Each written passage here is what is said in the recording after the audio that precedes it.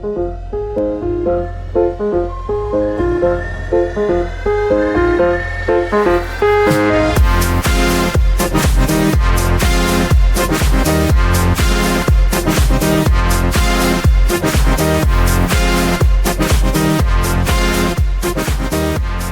to the Expert and the Idiot. We are here today with Trasi Judd for episode 19, and you have a Facebook group called New Ball Python Keepers with over 50,000 members, correct? Yes, sir. And then additionally, you have your book just came out, right? Which is a new keeper's guide to ball pythons. There it is. Awesome. That's available on Amazon. Yes, just on Amazon, both paperback versions and Kindle version. Awesome. So when did you get into reptiles, and what got you into them, and what led you to writing a book on ball pythons and all that? I understand starting the Facebook group, right? Because anytime you get into reptiles, you want to give them the best care possible, right? So it's I understand that. What led you to the book? Well, I'm getting way ahead of myself. When did it start? What year? 2017. My daughter started high school, and there was a reptile club at the high school. So she would go eat her lunch in the room with the reptiles and fell in love with a corn snake named Fuego.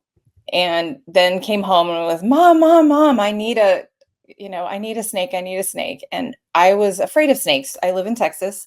There are 4 species of venomous snake here. And, we were always taught, be super careful, and they're super dangerous. And I'd never touched a snake. I'd never interacted with one other than seeing them while hiking. And so my natural inclination was to be afraid of snakes and to think that they were slimy and aggressive and all the things you hear that aren't true.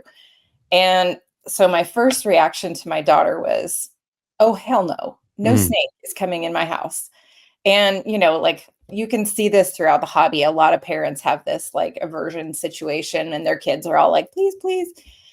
And then I had to have a little talk with myself and say, okay, you should not create your experience in your child. That's something that they're super excited about and interested in. And I shouldn't be shaping that based on my own yuck, my baggage in my head. So I said, all right, if you prove yourself that you take care of the dog for a month and do all the chores and stuff related to the dog, and we'll take care of this animal, then okay, we can get a snake. So I let them go and pick out a snake at our local, we have a local exotics shop called Zookeeper in town. And I let them go pick out their corn snake. And at first I was terrified of him. It's like, I didn't understand his movements. I didn't know if he would try and bite me or not. I knew nothing about them other than I bought a little corn snake book at the bookstore and got him set up. We went to a reptile expo, and we were looking for decor, hides, foliage, whatever for his tank, and came across the ball python table. Of course, there's 7,422 ball python tables at every expo, right? I was going to say just one. The ball python table. No, they were everywhere. And I was like, why does that one have patches on it? And why is that one yellow? Oh my God, there's so many. And I was overwhelmed with the whole morph situation. Didn't know what that was. I had no idea. Each of us held a little normal baby, and hers was a little bit striky, and mine was just sitting there like a total derp in my hand, totally just sit right there. Probably 1.5, 2-month-old hatchling, 92 pounds or 92 grams. And she was just derp, just kind of poking around and looking, and looked up at me. And my daughter was like, I have $40 in my bank account. Can we get her? And I was like, oh, what the hell? What's one more mouth? So, brought her home and called my husband and said, we have a new family member. And he was like, we just got a new family member. What the hell are you doing? I was like, I don't know. So I ran to the pet store. I got the stuff they told me to get, like every other parent who gets a snake for their child. A little glass tank, 10 gallons, red light, aspen, everything wrong. Mhm. And of course, like, the snake was not thriving in any way whatsoever. I had the sticky gauges on the wall, all the things. And everything I looked up on the internet was garbage and didn't agree with each other. This one said move them to feed. This one said, use a snake hook. This one said aspen is perfectly fine.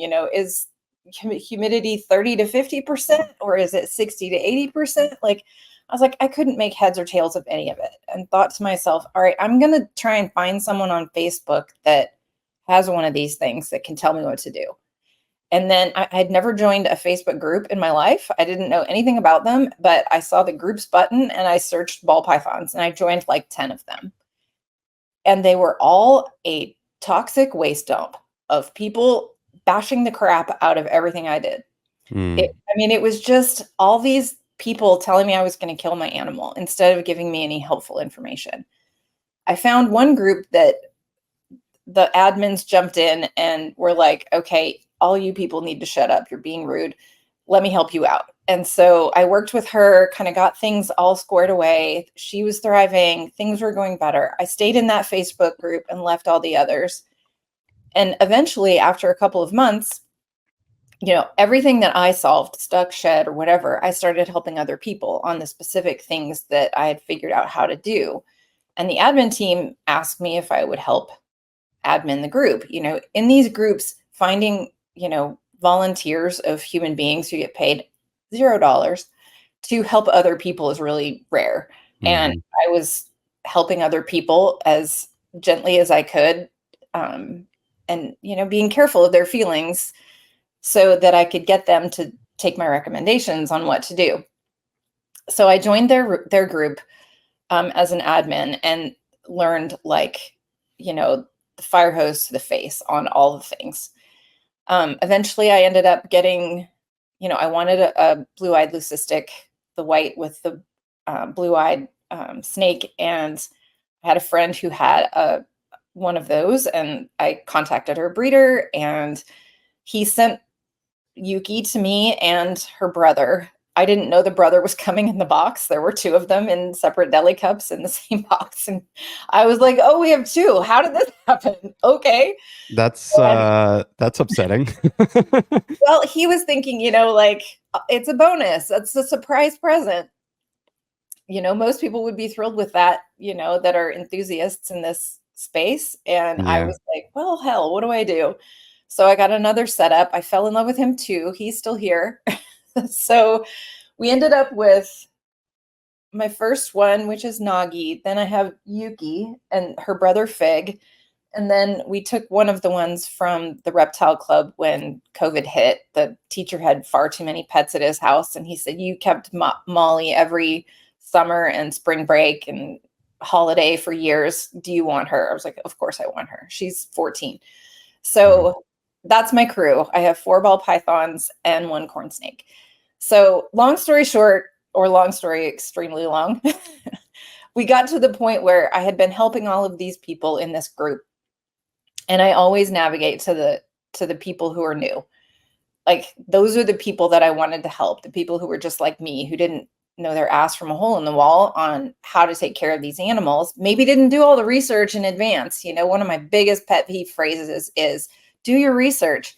It's really hard to figure out how to do your research when you don't have any tools to even evaluate what is or isn't correct as a new person. Mhm. And you just need someone to be like really gentle and guide you through it and not treat you like you're an idiot or like you're going to kill your animal. So I sort of developed a little bit of a reputation for always being the one for the new keepers. And eventually it said, I'm going to develop a group for just new keepers, because if you're trying to cover everyone in the entire ball python community, you've got breeders, you've got people who have 85 snakes, you have people with exotic, a lot more exotic snakes than a ball python. That's the most kind of pedestrian snake there is, that are all in the same place. It's really hard to hone in on meeting everyone's needs when it's such a diverse community. So I created this little, what was supposed to be an incubation group, just you're a new keeper, come over here. I'll, teach you what you need to know. in this space. And then I guess you can go off into the wide world once you've got all of that down pat and, share your love of your snake with everyone else. And I didn't expect people would stay. I thought they would kind of treat it like a class and then, leave. But people don't leave 50,000 people later. And I found that in Facebook groups, there's this tool called guides that you can create content, like educational content. So when I created this group, I spent 4th of July weekend in 2019 just writing a bunch of guides, all sorts of topics, so that if people wanted to read about it, they could read about it. If they wanted to ask, then there's, posts in the feed for that. So I created a whole bunch of that. There's now, like, in my group, like 25 guides with posts within each of those. It's like a huge quantity of information. And my husband said probably around early 2020 or so, maybe a little bit later, why don't you turn that into a book? I was like, I could do that. So it took me several years and a couple of rewrites and working with a friend who's a prolific author that could walk me through the publication process to kind of take all of that information and format it in book format and standardize its voice so that it's all speaking to the same audience, and, pull out the interactive aspects of it. Created a bunch of, additional infographic kind of materials on top of that, and voila, you have a book. Yeah, and the first thing I noticed, when I looked at your book on Amazon, I was like, is this, like a pamphlet, something that is maybe like 15 or 20 pages long, with maybe a page. And no, I go ahead and hold it up. Just so it's, how many pages is it? 300 pages? 304 pages. Yeah. So this is a pretty expansive guide on keeping ball pythons. And Yeah. it's got like, That's small print too. It's small print, and there's like photos, color photos, and graphs and charts and stuff throughout the whole book.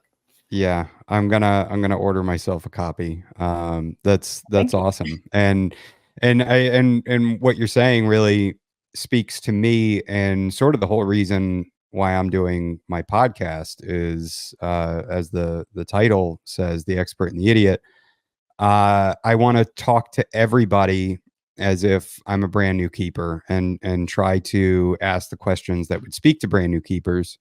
So that way, when I have a listener that comes on, they can hear someone like yourself talk specifically about ball pythons, and learn from all of your mistakes, within a relatively short span of time. Because I think when I got back into snakes, I started looking around, and I'm going to, a lot of the podcasts that are out there that have great information, and a lot of YouTube videos. But man, those YouTube videos can be really contradictory, where you start getting a lot of different information, where one individual will say, yeah, keep a boa constrictor at 88 to 90, and the next person might say 95 to 105, and you're like, where am I supposed to fall in there? That's you have no idea how huge to decide variation. which one's right. Yep. And so then then it becomes kind of tribal, where then you have to pick your tribe, and, well, this person's right, and I listen to them on everything, and I don't think that's beneficial either, and so that's really awesome that you picked that up and ran with it, with just sort of teaching people. And it's so cool that it's created this enormous community now, where I'm assuming that of those 50,000 members, a lot of them are very helpful and welcoming. How do you deal with the biggest issue on Facebook, which is toxicity? How do you deal with that? Out the door. 100% out the door. Like, I mean, there's a gray line where somebody might say something that's a little bit on the edge of too abrupt or too rude. And, we have Facebook tools as admins you could mute someone, which I really very rarely ever do. That's kind of like slapping a little kid on the hand, and, nobody's a child here, but you can remove their comment and give them a warning and leave a little message that, like, our absolute first rule is to be kind. So, I'll tick that box and say, it never helps anyone if you tell them what's wrong without telling them, what to do to fix it. And you're never going to help any snake if you piss off the owner. Mhm. Literally, like, even if you're justified, even if whatever you said is 100% correct, if you upset that person, they are not listening to you. And then what good have you done? You maybe feel great that you said, the elephant in the room out loud to people, but you've definitely not helped the animal. So, if it crosses that line, if anybody says, the do your research phrase, I will just remove the comment and say, please don't say that. This is research. Mhm. But anyone who's rude, like, you're going to kill your snake, or, what are you doing? Didn't you even look into this before you even, picked up this animal, all that kind of stuff, out the door. Yeah. That person isn't a new person who's trying to get information here. And that's who I'm targeting as my audience. Those are the people I'm prioritizing, not the other people who decide they want to come in and help, but don't know how. I'll give somebody a chance to learn how. Sometimes I'll send a direct message and say, hey, I realize you are trying to come from a place of being helpful, or you want to be here to help other people, but the tone of voice that you use makes a big difference. And folks will parrot the same phrase of, like, it's not about your ego, it's about the animal. Mhm. Sure, but that doesn't mean people don't get triggered by stuff that's said to them. Yeah. They And don't it even doesn't, know they're yeah, being you don't need to embarrass and shame people. no. And me personally, I have a hard time with that in certain circumstances, so I just don't say anything. It's I'll see people that have animals in horrendous conditions, or you see a lot of people, and I mean, it's got to be such a monumental undertaking what you're doing, where they will take in an animal and they think that they're rescuing it, and they're like, yeah, I took this in, it's in, and you see the animal, and the animal's in terrible shape. And then my first thought whenever I see those is, you plan on taking that to the vet, right? Because that animal's in very poor condition, and now you've taken on this enormous responsibility. And I think that a lot of people, maybe they think, hey, a free snake, and they don't realize what they're getting into. How often do you have to recommend people go to a veterinarian, or take their new pet to a veterinarian? I mean, daily. Yeah.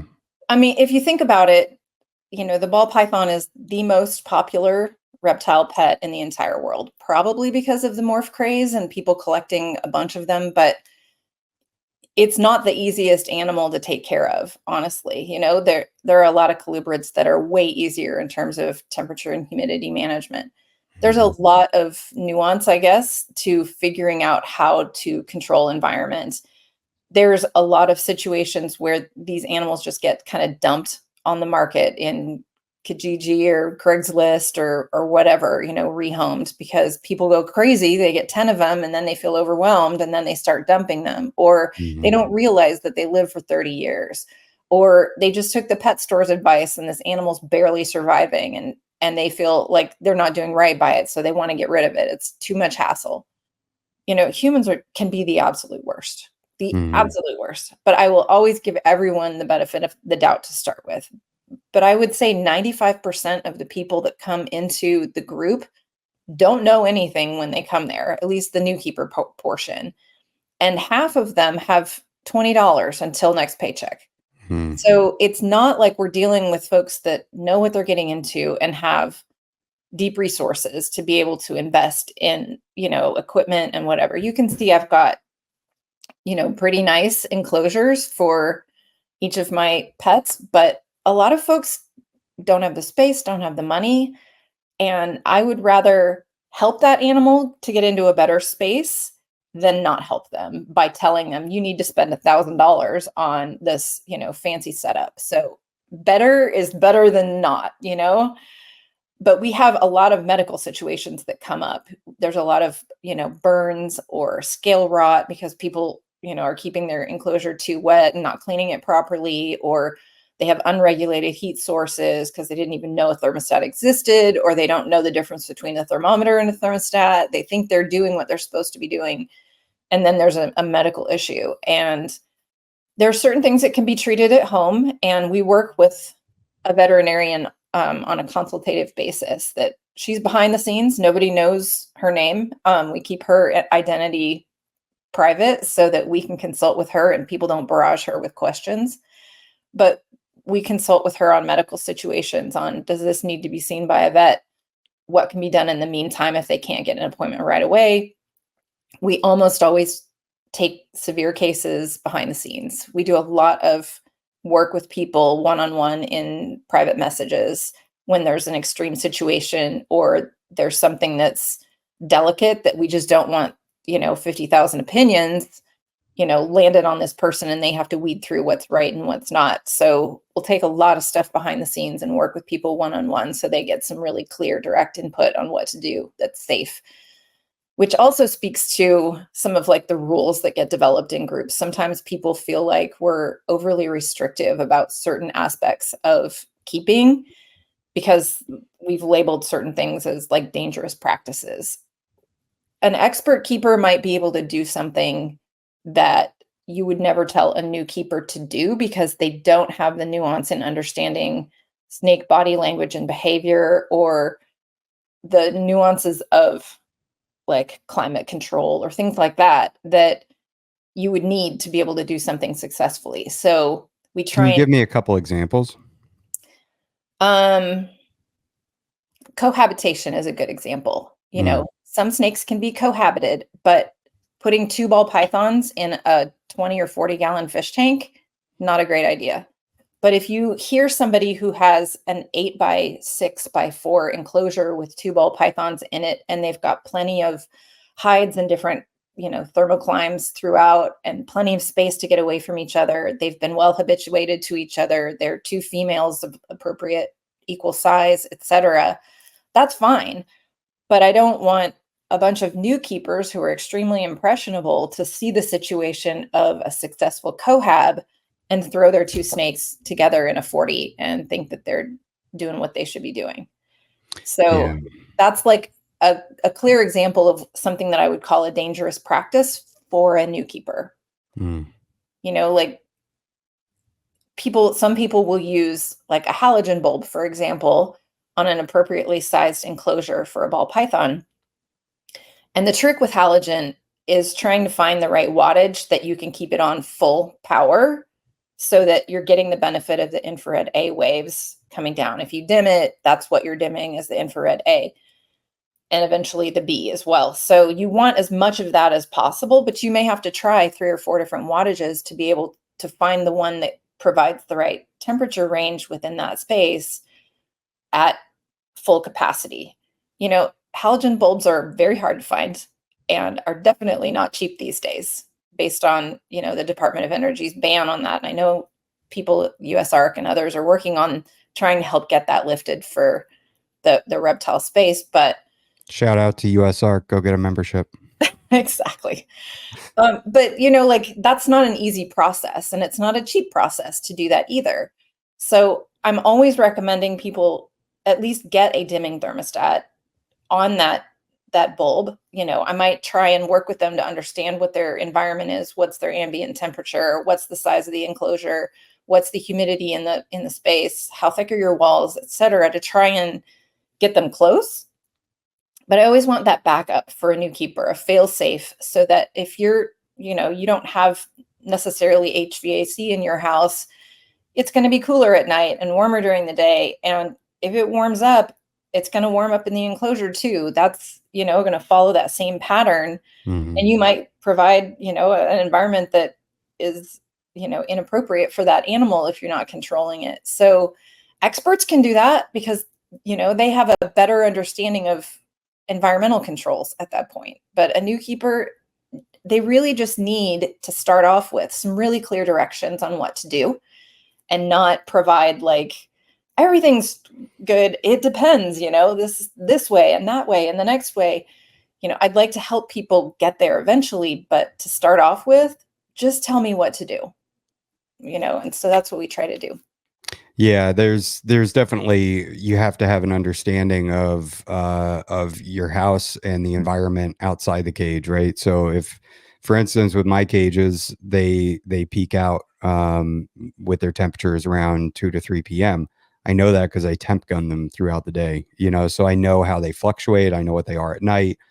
You can't expect a new keeper to do that. And you also can't expect them to have the most accurate temp gun, so Yep. there's definitely, you have to treat a brand new keeper so much differently than the way that a seasoned veteran is going to do it, and it's the same thing with racks and all that. There's a time and place for everything, and it's interesting seeing that dynamic when a seasoned pro clashes with a brand new keeper, and for the seasoned pro, everything makes complete and utter sense, because they've been doing it for maybe 20 or 30 years. And then for the person that's been doing it for 20 or 30 days, they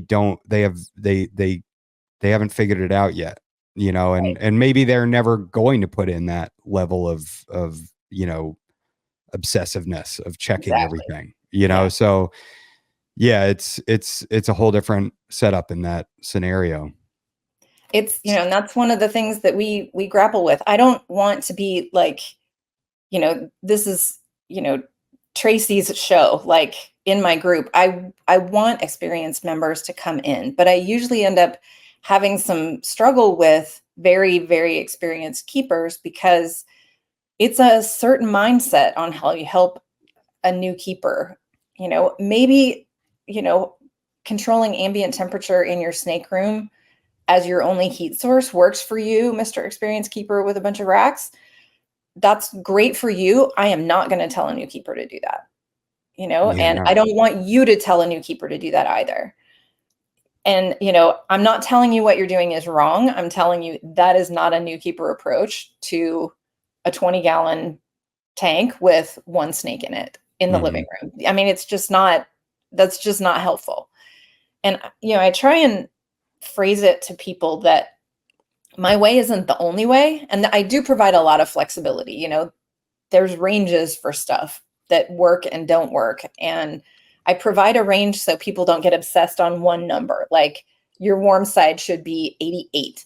Okay, that's hard to achieve, exactly 88. And then they ask me, well, it's 85. Is that okay? Or it's 90. Is that okay?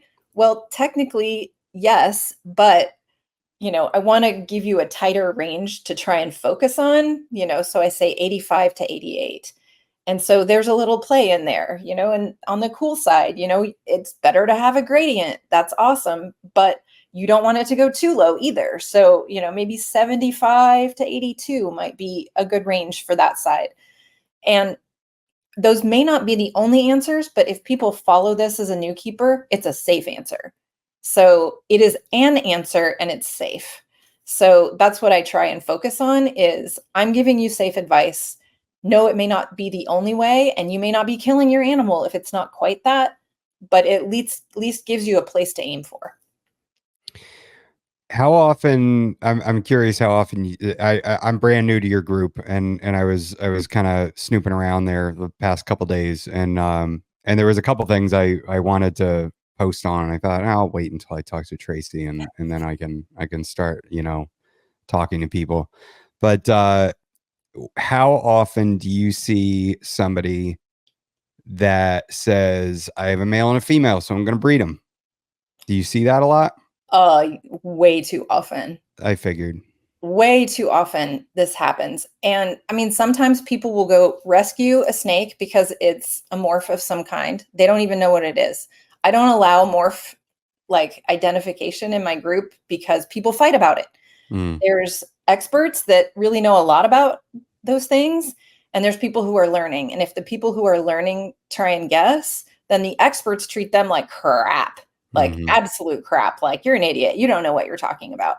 And then you end up with language that makes other people feel intimidated to ask questions. And that's the kind of stuff I try and keep out of the group is any of that intimidating language that makes people feel like they're going to get jumped on if they ask questions.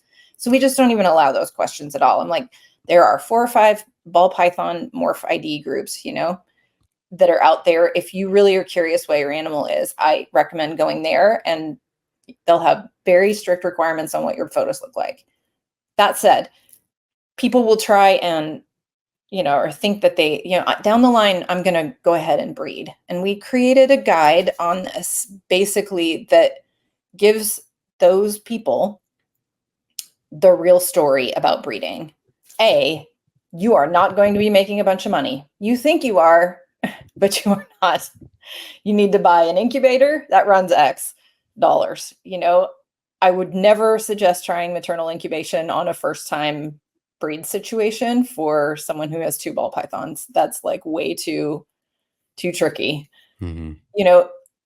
If you have a deformity, you're going to have to cull it. You are likely going to have to take somebody to the vet. You might have issues where hatchlings don't eat, and you have to understand what assist feeding is and when it's appropriate and how to do that safely.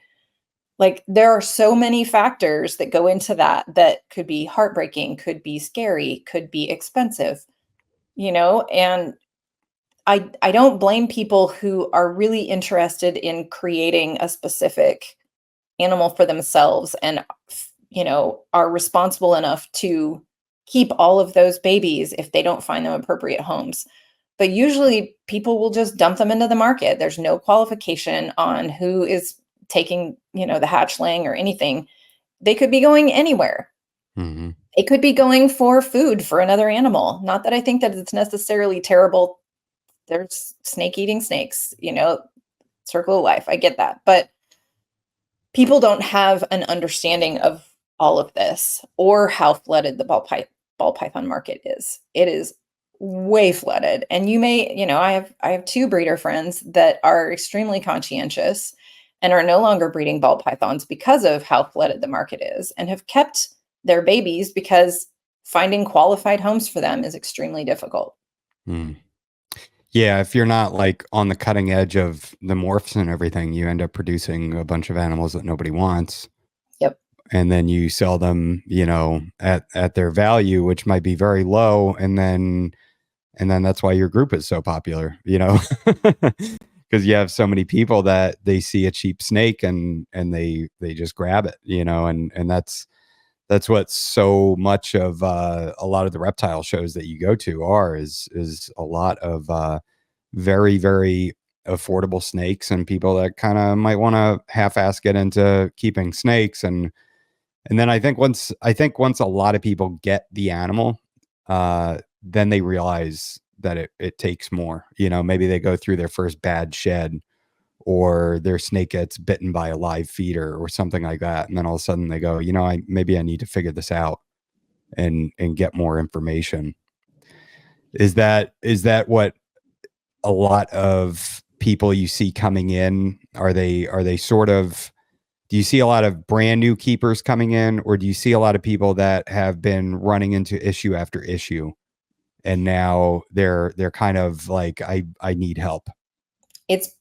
It's both. I would say that there's a smaller percentage of people who come to the group first to learn something before they get the animal, or try and prepare in advance. So I'd love to be able to hop in front of the what enclosure should I buy decision, Mm-hmm. but very rarely does that happen. Very small percentage is that the situation. It's usually, I just got a snake yesterday, or I've had a snake for 2 weeks. I can't get it to eat, Mm-hmm. or the snake is like full of stuck shed. And what do I do? So, like, stuck shed is obviously a huge one with ball pythons because of their high humidity requirements and most enclosures not being suitable without modification. And then it's the baby that won't eat. And I just wrote a guide like last week around successful transition. That ball pythons are on the more sensitive side of the spectrum in terms of adaptability and resilience with change. So if they're coming from a breeder who is typically, has had their babies in a rack, that animal has not had any exposure to light or clear walls to see movement around them. The space is very limited, so they're aware of the entire surroundings around them. And then you take them through what is for them a pretty traumatic experience of an expo or shipping, and plop them in a clear open space with a hide, a water bowl, and a plant, and maybe a red light overhead or a halogen bulb or something like that that's not appropriate for the size enclosure someone has. It's 35% humidity in there because they don't know to cover up the screen on the top. They don't understand how ventilation works, how airflow works, how heat rises, they don't know any of those things. And then this animal won't eat. And they don't even understand. It's like they don't know what they don't know. They are not aware that the environment is the problem. And so I'm like, light, get rid of the light. Not that you can never have light, not that light is bad, but that animal is not used to light. You want to try and minimize the amount of changes. This happens too when people show up with a 4x2x2 decked out to the max and they put their baby in it. It's like, could anything be even further from what they were just in, right? Put a tub inside that 4x2x2. Use the 4x2x2 for the climate maintenance, basically, for the heat side and humidity. Put the lid on it, have some ventilation holes, have a little substrate and a hide and some water. Keep them in there and let them get used to that space first. Feed them in that. Put the lid back on. Once they've eaten a couple of times, then melt a hole in the side so they can start exploring on their own volition when they're ready. And then they can always retreat back there if they need it. Gradual transition will really make a huge difference in whether or not that animal is willing to eat. And then you can add the light, maybe it's 1 hour a day overhead for a day or two, and then you increase it gradually and they'll get used to that. So, keep the transitions one at a time if possible and really gradual, and it makes a huge difference. But we see that those are the two things really: stuck shed and my animal won't eat. How often do people come in with a baby that's in a 4x2x2? More now. It's becoming much more of a thing, especially since dubia roaches and EcoFlex enclosures are available. They're in an affordable price point for people. It used to be all the custom, you'd be spending $500, $700 for a full setup. And you don't need to do that anymore. Those two you can start off with. I have one right behind me. It's an EcoFlex. I do a lot of testing of products and stuff. So I got one of those. I have a dubia enclosure also behind me this way. I eventually modified that one, but for a long time, I just had the mesh screen on top. It's like, I want to put myself in a position that, my members are in so that I know how to use this piece of equipment. I can recommend it for a budget entry point for folks to get their snakes in a bigger space. So because of those, and I can actually recommend both of them. I think they're a really solid first time enclosure. But we have you how do you recommend somebody tackle the mesh top on those though, with them being wide open? We use aluminum foil tape to cover most of it. I usually leave a slit on the cool side so that it can pull in some air and then draw it up towards the lights. But typically on a 4x2x2, I recommend a lamp on either side. If I'm teaching people how to switch between halogen and maybe a DP projector for nighttime, ball pythons thrive better, in my personal opinion, with having access to nighttime heat. I understand the concept of night drops, but looking at their climate and the temperature of the burrow that they're in, even at night, they still have access to that warm space. So I recommend providing nighttime heat. It doesn't have to be quite as high as the daytime, but when I'm recommending that, typically I'll recommend they have 2 bulbs on the warm side and then like a lower powered ceramic heat emitter on the cool side so that sort of helps. But we put HVAC tape or a silicone mat. You can now get these long silicone mats that typically people put on their counters, I think. You can put that over the top and then just cut spaces for wherever your lamps are. You cut out a hole for your UVB if you're using UVB, and that really helps. But providing a little bit of open space on the cool side will help kind of draw some ventilation in. Convection. So, yeah. I wish that they would offer because I understand that, there's, a lot of animals that probably could do with a more arid environment, but I wish they would offer a enclosed top, with maybe a couple options for removable, sections to put in like a heat lamp or something like that. That would be awesome if they did that. I bought it's right behind me here. This is the Dubia roaches enclosure. I just went to Home Depot and online and ordered a 2 foot by 4 foot piece of PVC Hmm. and used the silicone one aquarium sealant around the perimeter of that and plopped that on top. Now I've got the ceramic sockets with heat guards in the ceiling for that, and I mounted my Okay. UVB on the inside of that, just like you would any other enclosure. And it just sits on top of the screen, so I had kind of screw through the screen into the PVC, but it's been working great. That's not that expensive, especially if you did it as like a gradual thing where you start off with, the mesh screen and it's covered and then, save up. And I think it was like, I don't know, maybe $60, something like that. Works fine to do that. All of my others outside of the two that have mesh are all solid top enclosures, and I like them better, of course. But Yeah. managing ventilation is always a challenge. Where are the vents? This is why I'm going to call out a big shout out to Focus Cubed Habitats, who I adore. They are in Texas, and just a couple that is super nerdy into engineering. They are such well manufactured, well engineered enclosures, and I've had lengthy discussions with them with Stephen, especially on ventilation and their ventilation strategies for where do you put the slits for ventilation to allow for that, cross draft. When would it be appropriate to ever use one of those little mini muffin fans that can either push or pull air in or out? One of the biggest issues for development of mold or bacteria is the fact that there's no air. There's no airflow through it. But the more airflow you add, the more it dries out the enclosure. So it's like a constant struggle to figure out how do you provide a humid environment without completely cutting off your airflow. It gets super complicated, and this is not Hmm. easy stuff to try and explain to new keepers at all.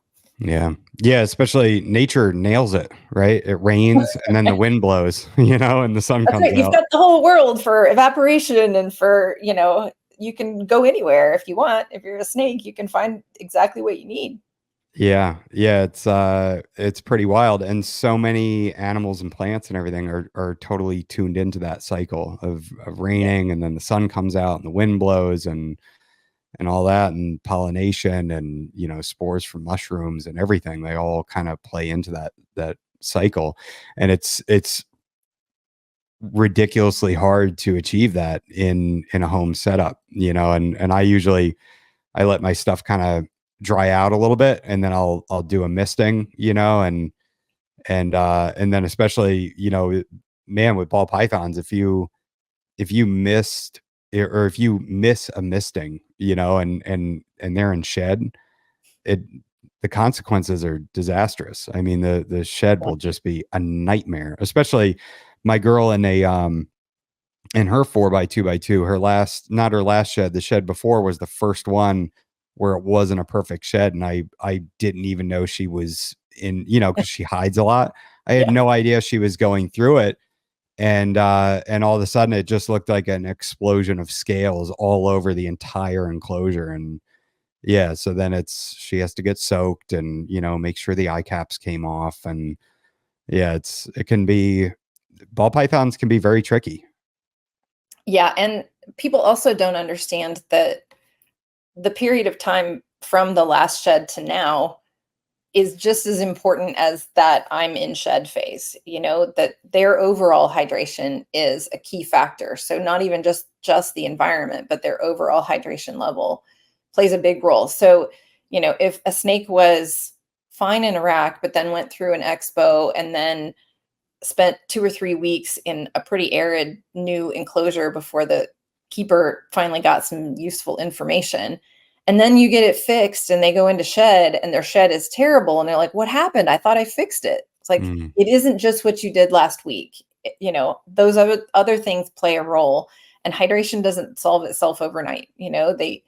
They are breathing in, much more water vapor in the air. That's great. Hydration comes from their meals. Have they eaten yet? So there's so many different things that can impact it that, you have to just kind of be like, be patient, work through this. This is what a humidity box is. This is how you help them get through this phase of it, and what you need to do for maintenance ongoing. I don't usually that's another clear example of a thing that an expert keeper can do is misting. For a new keeper, just going in and spraying the top, it's like you're going to yo-yo your humidity off and on all day, right? Like that top layer will dry out from those heat sources very quickly, and then you're dropped again, and then you have to mist again. If the substrate is moist but not too wet, then it'll be evaporating, throughout. And you can use misting as a tool. A lot of my snakes really love it if I spray their plants, because they'll go drink the water off the plants. But, if that's your only tool, is just using your spray bottle, you're going to cause other problems. And a mister system can, leave areas like that are kind of behind in the corners that are excessively wet. And that's where bacteria might grow. If the snake lays there, then you might have some scale rot issues, so like I try and teach them other ways before you go there, mm, to be able to keep a fairly consistent environment. And, like the use of a humid hide inside the enclosure, maybe with some sphagnum moss in it. It's like, those are fine. Clean those regularly, because they will go in there and pee in it. And mhm. that's where your bacteria is going to grow. And that's why you end up with scale rot. So these are all great tools. They're awesome, but you kind of have to understand the factors at play in order to make sure you stay on top of them. Yeah, you really have to hunt for poop and pee, because they'll do You it. hide them. They'll do it where you're never going to see it, and sometimes you might stick your head in there and be like, I know you did. You're Now in I here got somewhere. Where is yeah. it? Now I have to find it. And, it's like, there's probably a reason why you're not in your hide or something like that, and Yep. yeah, it's a fun game. Find the poop. So when you find the person in your group that's saying, yeah, I got, female of this ball python and male of this ball python, and I'm going to breed them. What is your gentle reaction to that? Or do you just say, hey, to each their own? Typically what I do is I will tell them we have a guide on breeding, that they need to be fully informed about, the pros and cons of breeding before they jump into it. I typically will recommend that they find a mentor, a breeder mentor, that can kind of walk them through and hopefully save them from some of those early mistakes that people make if they're, hell bent on it. And we usually don't allow breeder conversation in the new keepers group. New keepers are just trying to figure out the difference between a thermometer and a thermostat right now. We don't need to talk about breeding. And often, I mean, it's probably not shocking, but breeders will join the group, and not under the best pretenses, and will Mm, share like clutch photos and like subtly market themselves. So we don't allow like clutch photos or anything like breeder discussion, because that's like oh, you have 50,000 members. Let me make myself, known as, a place to go get some ball pythons. So we kind of try and keep those really separate.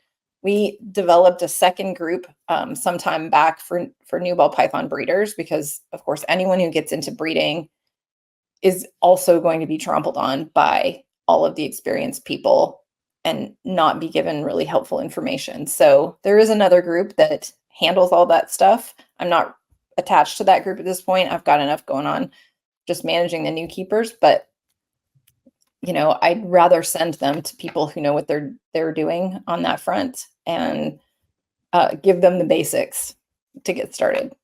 nice. Do you plan on breeding just for the experience of it? Nope, No. I do not. No, looking at And the there's nothing market. wrong with that.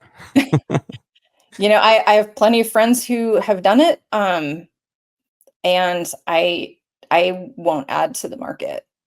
Yeah. I There's a just lot of won't. ball pythons out there. And I mean, and there's a million other snakes that I would love to have, but my husband and I have kind of agreed that my 5 are good. We have some extensive travel plans in our future in a couple of years where my guys will be staying with friends for a year or so while we go travel. So I'm trying to keep the total number of animals to a minimum. But of course, like I call ball pythons the gateway snake because people get into it. And if you really get into it, then you're like, look at this cool Brettles python. Look at these children's pythons. Look at these boa constrictors. There's so many cool animals in this space, green tree Hmm. pythons, emerald tree boas. And then of course you get, maclots and olive python. I mean, there's so many different cool animals that I go fangirl over. And I would love to have, some of those animals, especially a Brettles python. They're super cool. Um, I just don't, I mean, I have a really small house already, and this room is dedicated to me, but it's kind of full.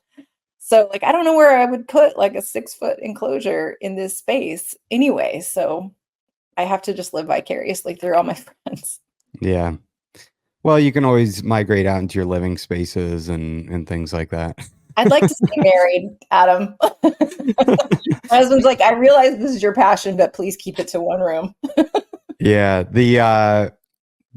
So maybe after your travels, then we'll talk him into it. Well, of course, you recently spoke to Paul, so that would be like I would totally dig to have a little scrublet, but now's not the time for me. Not for Yeah. that. Yeah, and that is the cool thing. They're always going to be there. They're always going to be available. There's always going to Yeah. be great people out there that are breeding them and keeping them and all that. So it's you know you don't have to totally sign off unless you want to, but it's you never It's know. just in the future. I mean, I have to keep in mind too, like I'm 54. These guys live 30 years.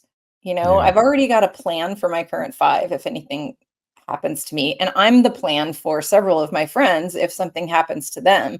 I can't not think about that. I have to put on my adulting hat and be mature and think, well, if I, ended up with 4 of my friend Kate's snakes, like I will bring them in and I will love them, but I can't plan for potential others knowing that that is a potential as well, that I couldn't be yeah, able to accommodate all of that. yeah. That's very responsible and that's good that you're leading the group the way you are, and I'm sure you're passing that along to the people in the group, and hopefully they're listening and not I hope just so. acquiring tens of hundreds of animals.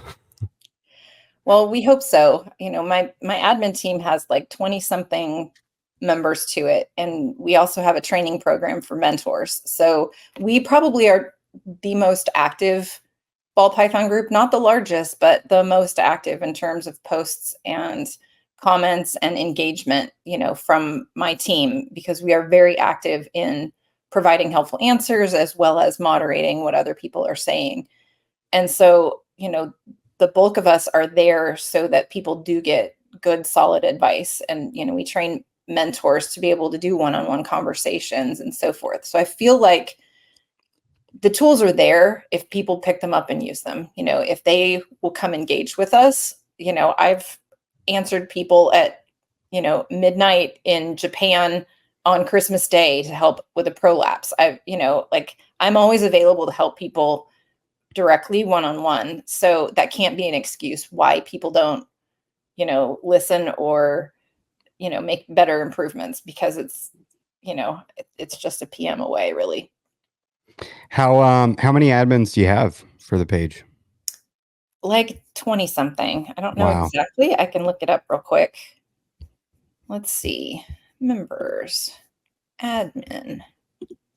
So that probably helps with keeping the toxicity down, having so many people that are available and watching. There's 29 admin in my group, and then I've Wow. got 37 group experts, which is mentors. Like I said, we have an 8-week written curriculum training program to make sure that anyone who comes on in that capacity is on the same page. Even if they're already experienced, it's like we're teaching this to new keepers. So try and stick around this area when you're helping folks. And this is our vibe. This is like how we talk to people kindly. This is why we do that. This is why we stay non-judgmental with people, even though we might kind of behind the scenes be gnashing our teeth at some of the situations we encounter. You cannot have that as your forward face. You can be frustrated behind the scenes, but do not, vent that out at people, regardless of the situation. If there's, an attitude issue, I will take anybody that anybody has trouble with. If you need another set of ears or another person to try and work with them, I'll work with anybody to try and, see if we can get over that hump. But yeah, having all of those extra eyes and ears, and a lot of our members too will either tag me or type admin or whatever, which triggers a keyword for us to go look at something, and we'll jump in. I mean, with over 150 posts a day and thousands of comments a day, there is no way that I and my team can see every single comment. And especially in kind of the real time that things happen with keyboard warriors, where people are like back and forthing nastiness at each other. Like I really depend on the whole group, and long-term members know this and make sure that we're alerted when something's happening and can jump in and take care of it.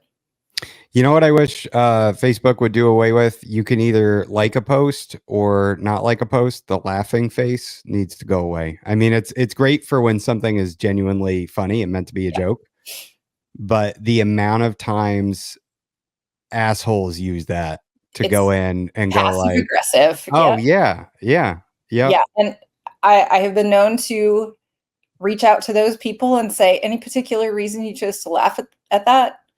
And sometimes it's an accident, like where you can see like something's like sad, somebody lost their snake or whatever, and they meant to do the, the huggy heart one and they hit the laugh and they didn't even know it. So I always give people the benefit of the doubt. But if I get the, you guys are ridiculous kind of gruff, bye. Bye-bye. Yeah, and I get why they did that, because if somebody's like, yeah, my gam passed away today, you don't want to be like, hey, I like it, and so it makes sense that they put those little emojis there. But man, that laugh one gets abused misused. It's true. By mean people. So just pretending that that I'm a brand new keeper and I'm coming to you and asking about ball pythons. Do you, if I were to come to you and say, hey, I want a pet snake, are they, in your opinion, are they a display animal, or are they something that you can take out and interact with? No.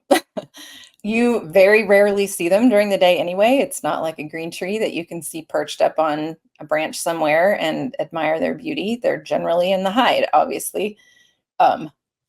It's a really reserved species. I think the reason that they're so popular is that they tend to be on the more docile side of, snake nature, and the morphs, just the beauty of the thousands of different, colors and patterns that you can see. Most other snake species don't have that kind of diversity in their phenotype. So, that's the challenging part. That's what lures people in, but they call them a pet rock for a reason. That said, if you provide a proper environment and you attune your schedule to when they are more likely to be out and active, they're a super enjoyable snake to interact with. My guys are all over their enclosures from sundown, till the wee hours of the morning. They knock their stuff over, they climb all over everything. They will bask under various parts of their, heat setup. And I practice choice-based handling. I don't know if you have interacted with Lori Tarini at all. I'm familiar. Yeah. And I have really admired her work and have worked closely with her on developing some of our guides to teach people about this approach. I didn't start off with that. I didn't know anything about it initially, and I would just grab my snake Can whenever. you kind of explain what choice-based handling is for somebody that's not Sure. familiar? Well, basically, it's respecting that you have an animal that you want to give them agency in their own life. And so for us as a keeper to come in and just pop off the hide, scary, and B, intrusive, because that's supposed to be like their safe space, right? They're supposed to be able to go into the hide and feel secure and be able to sleep in there without being interrupted. And normally, in the wild, that's typically how that goes. There's nobody just, uncovering them and pulling them out. So keeping their stress fairly minimal and allowing them some sense of agency. So choice-based handling involves building trust and gradual desensitization of your presence with the animal. You're big and scary. They don't know off the bat that you're not going to hurt them. So getting them used to your presence without touching them at first, getting them exposed to light touching without picking them up, touch their tail, stroke their back, allow them to sniff you, things like that. Let them know that you're safe. Eventually, there's a kind of this hump you have to get over where the end goal is that the snake wants to engage with you and will come out to you, like onto your hands if you open the door. And that's where all my guys are now. That not every time, but when they are interested and out and active, I'll open the door and offer them an arm and they'll come out. But they don't know that there's something interesting on the outside until you have brought them out to show them. I've got crap all over this room, cat trees and climbing structures and different things for them to engage with. And, I can take my cat tree now and put it in front of the enclosure and let them crawl out onto that so they can see that there's something to do on the outside that they will find pleasurable and wish to engage with again. And that's probably, I guess, the best way is to introduce, if you can, by proximity, to let them come out without being touched at first. But at some point, there is this, like, you will need to pick them up to put them back. You'll have to kind of introduce some level of handling or touch with them. But the end goal is to try and give them as much agency as possible and only really move them or pick them up without their consent, for a better word, in situations where I'd call like an emergency, you need to go to the vet, or, you're dealing with a health issue and you need to do a health inspection to see, if scale rot is progressing or something like that. That's the general concept. Okay. Do you recommend substrate or paper? I definitely recommend substrate because that's where the moisture in the air comes from. Something that is more naturally antimicrobial, like cypress or coconut, they tend to do better when you have a moisture environment. So those are the things that I typically recommend. I mix mine with Reptisoil. There are other, topsoil options that you can use that are safe. Some people mix in some sand. There's a lot of bioactive mixtures that you can use affordably and mix up. And even if you aren't doing a bioactive substrate and you want to pull that out periodically when you do a full enclosure clean. But I typically start off with coconut husk chips and put some Reptisoil mixed into mine. How do you feel about bioactive, like adding isopods and springtails? I think it's an awesome approach. I think it's another advanced thing. We do try and teach people about the basics, but keeping critters like springtails and isopods and plants and a snake all alive in the same space has some challenges. Where you position your plants based on your heat sources, you could end up with fried plants. The snake itself is a bulldozer typically, so you have to have pretty, hardy plants that can tolerate that without just breaking. You can overwater, so you have to really understand the nature of each plant that you have and how much water it requires. If you overwater, you can get a bad bacterial bloom going on. Whether you use, a like a drainage layer in there. Some people do, some people don't. That can play a role in whether or not you get a bad bacterial bloom going on.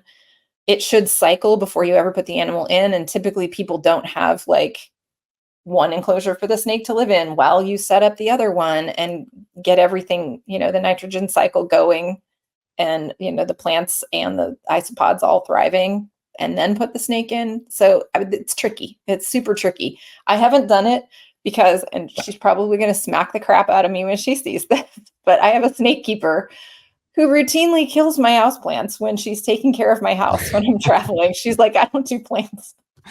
And, if I set that up in any of my enclosures, I'm going to have a problem. Yeah. Yeah, it is probably more of an advanced thing to try to tackle that. I would agree. So we kind of already talked about the ambient and gradient temps. It seems like you're pro gradient temp, and can you kind of walk me through what temperature parameters you would recommend for a new keeper? Yeah, I usually say 85 to 88 on the warm side. I did a test a couple of years ago with my own animals where I set the warm temperature at at different levels and kind of tracked their behavior. And above 88, none of my animals will even go to thermoregulate over on the other side. So Mhm. that's kind of where I set my high point. I know, up to 90 or so is still fine. Once you get into the 90s, you end up too hot for them and you can have some neurological implications of too much heat. They can always go to the other side, but they don't always. There's this weird thing that goes on in their brain, especially if they're attached to a specific hide. If they have a hide preference, they have to make a decision of, would they rather sleep in their most comfortable hide, even if it's too warm, or go somewhere else and not be in their preferred hide and, have a cooler temperature. And they don't always make what I would call the right decision for that. So 85 to 88 is about the range that allows for proper digestion when they need it. Another pattern I've noticed with them is that they do not go to the hot side immediately. They'll stay in the cool side for a while after they've eaten.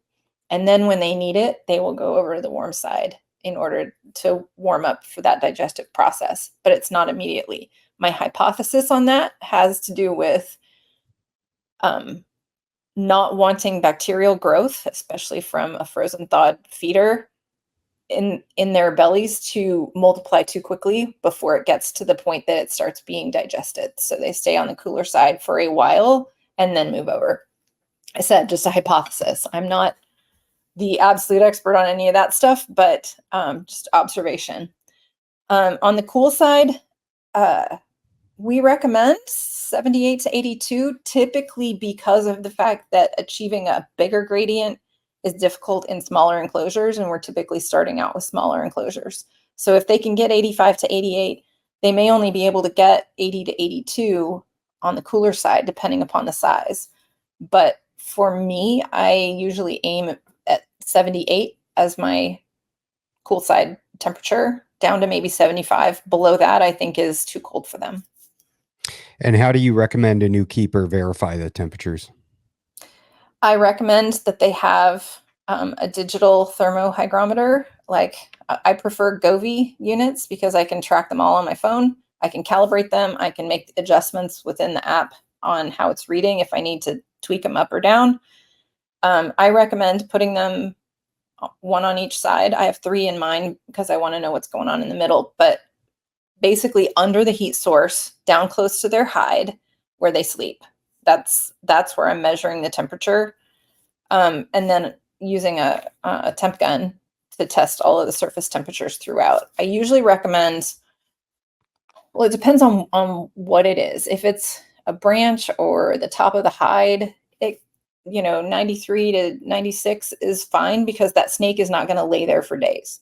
Hmm. Underneath the hide, like if someone uses a heat mat, always use a thermostat, people. If they use a heat mat underneath their tank, I really don't want that to be more than about 90 to 92. That's where they will go and stay for days because that's like the only place that's warm.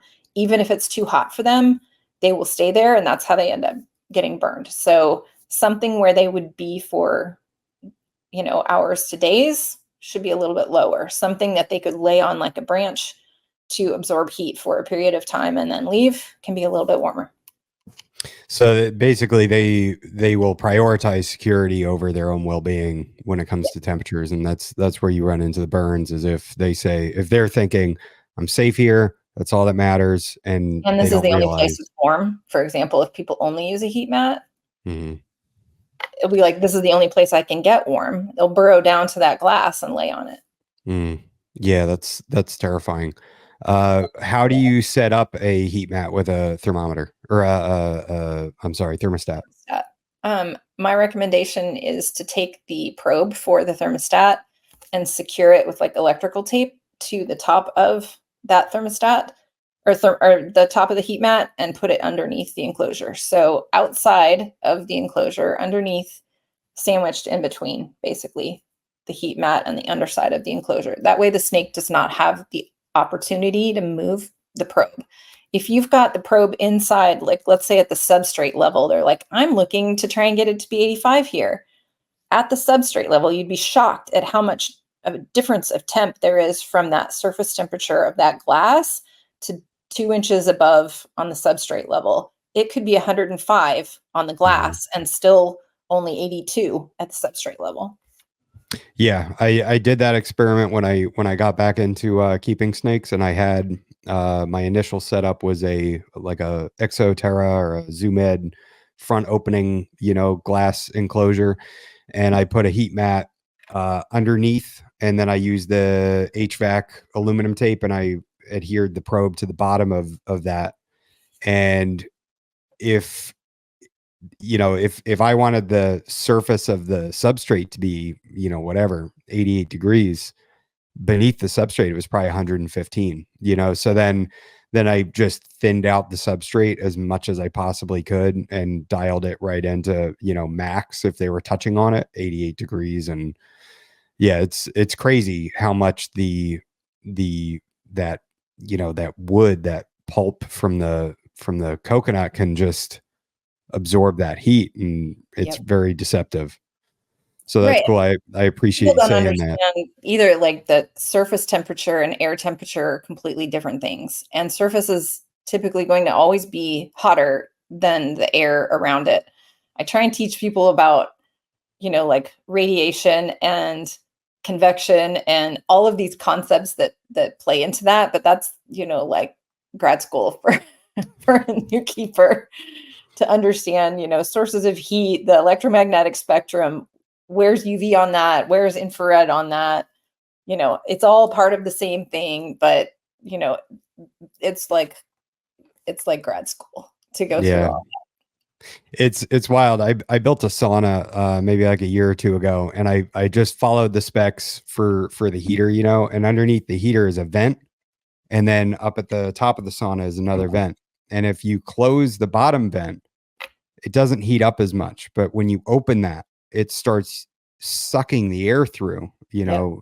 and the convection, and it gets it so insanely hot in there. And so yeah, it's if you don't have airflow, it's wild. You can have a really confined hot spot, and but as soon as that airflow comes in, then it just starts spreading that heat out and You have to have dissipating. And then something that moves it around. Yeah. exactly, yeah. How often do you use? I know you mentioned the fans. How often do you use the fans in enclosures? Is that a standard of yours that every enclosure has a fan, or is it just if you have like appropriate ventilation? You're not too concerned about that. Well, I have 3 focus cube habitat enclosures, which are appropriately ventilated already. So I don't ever need to use a fan for any of them. Um, the the EcoFlex, which is this guy over here, this kind of blonde looking one, it this enclosure is designed to suit multiple reptiles' needs. It's not designed to be a ball python enclosure. It's designed to be a reptile enclosure. Mhm. Well, a bearded dragon is going to need something totally different, right? But it's easier to cover up ventilation than it is to add more. So there are some big old slits in the side of that one. So I have to cover part of them. And, I've used a lot of what Stephen has taught me from Focus Cubed on the direction of pulling air from, the lower side or the cooler side up into the higher side. There's the chimney effect that will automatically kind of suck air upward on the warmer side anyway. So if you can utilize that to like pull it across, sometimes, I have an enclosure like this guy, like the dubia, when I covered it, it doesn't have extra vents for ventilation. So I had to create with my drill sort of like a perforated area and put a little, muffin fan on that. I just glued a little ledge, next to it in the back, and that now will push some air through. Sometimes, you can take a little standing fan or a table fan or something and kind of blow it at the doors where there's some space, and that'll create some flow as well. Otherwise, it just gets foggy on the inside. So it really just depends on the enclosure and how much ventilation is already there, and whether or not when I do a full enclosure clean out and, put in new substrate and all of that, if it's fogging on the inside, that just means I need more ventilation. Okay. How now? You kind of touched on night drops before. What do you recommend as far as a night drop? Typically like 3 degrees, so on my enclosures where I use halogen in the daytime, I aim for about 86 or 87 during the day and then 83 at night. So when my halogen goes off, my deep heat projector comes on, and then it keeps the evening space around 83. And then, it switches in the morning, the halogen comes on, and that usually heats up to about 86. Okay. And what about cycling temperatures? So a lot of breeders, cycle temperatures to get the animals to breed. Yeah. Do you think that there's any value in cycling temperatures, even for animals that aren't going to breed, just to sort of mimic natural variation in temperatures like they would see in the wild? Well, typically where the ball python is, it's less about temperature variation and more about the wet season and dry season. So I Mm, typically don't recommend that for ball pythons. That's typically what triggers breeding for them, is that, the wet season versus dry. okay. So I don't think it's necessarily a factor, and definitely not a new keeper thing, to vary that based on, temperatures of the time of the year. We already have enough issue. This comes up all the time where, an animal stops eating, especially like a little bit older animal, like has gotten to a year or 2 years, and they stop eating and they're like, is it because it's breeding season? And I'm like, no, you have one animal in your house. It's because it's winter and now it's colder in your house, and maybe your temperatures are lower, and there's probably some level of change in, the air pressure, and it's a lot drier because your heater is on, so it's sucking all the moisture out of your air. You might want to look at environmental parameters and whether or not anything's really changed in that, from the snake's perspective. Outside of that, we're going to look at if their metabolism is slowing down and you're feeding them more calories than they need, and they're self-regulating. Do you think that there's benefit to, like, do you ever tell a keeper, hey, it's not necessarily a bad thing that your snake doesn't want to eat, that Oh they yeah. can withstand it? And Once they get past a certain point, any hatchling, juvenile, subadult that is not eating, there's a reason, and it's not a good reason. So once they get to, a phase where their metabolism is starting to slow, a year to 2 years for a male, maybe a little bit later for a female, you know, keepers learning exactly how much to feed and when to feed them and when to start spacing their meals out. Not only is it tricky anyway, but individual snake metabolism varies just like with people. And so what might be a good average approach for everyone isn't going to work for absolutely everyone. You may be feeding, weekly for a little bit too long and they pull in too many calories. And that snake isn't going to eat until it feels like its body condition has evened out to where it wants to be. Now, not all of them do that. You know, you see obese animals, they obviously got there from continuing to eat. And I'm pretty sure nobody's forcing it on them, but many of them will. They'll stop. And I encourage people to not wig out, you know, like they can literally go months and months to a year even and drop very little weight and be fine as long as they are well hydrated. Usually the trick that I teach people when they've gone through months of this and they're starting to worry their animal's going to die is like, take a deep breath. Your animal is not going to die. It's fine. I'm looking at a picture of your animal. It is not emaciated in any way. But if you want to get them back on eating, switch to a small mouse. It's a different animal, and often they like mice, and it's a small meal. So in the snake brain, it's like, this isn't going to be too much for me because it's just a little meal. Sometimes that'll break a fast. They get into patterns where they're doing something over and over and over again. They don't even necessarily know when they want to, you know, make that change. And if you're constantly trying to like stick a small adult rat in their face, they're going to just be like, refuse, refuse, refuse. I'm like, don't try too often, maybe once every 2 weeks, try something small. And often that works. Do you think that if there are environmental cues that are telling the animal that it is like time to breed and that it would have something to do with them going off food like that as well? Like I said, it really depends on the situation. If you have, you know, males and females in the same room, potentially, but if you have a single snake, I think it's highly unlikely that that's necessarily a factor with, you know, a pet ball python in a house. Like I said, I'd have to look at each individual case to see if any of that would potentially make sense. But I have both males and females here, and literally, I tell you, Adam, other than I didn't know that they were in shed and I offered them food and maybe they refused once, I've never had any of them stop eating. Okay. Nice. Yeah, my little spot nose clown girl, she is just a little chonka. She just every time it's time to eat, she comes flying out of the tub and just I mean, it's ridiculous how strong. Enthusiastic. Yeah, her drive to feed is insane.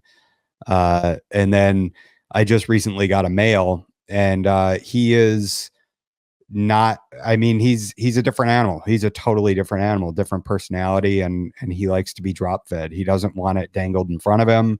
He's not excited that it's time to eat. I just put it in there and leave him, and when I come back, it's gone. And I think that's but he's a more stressed out animal too. He's just Their personalities are all different. You know, you can say that ball python nature in general is more reserved or whatever. There's some characteristics of the species overall, but within that, there's tons of variation.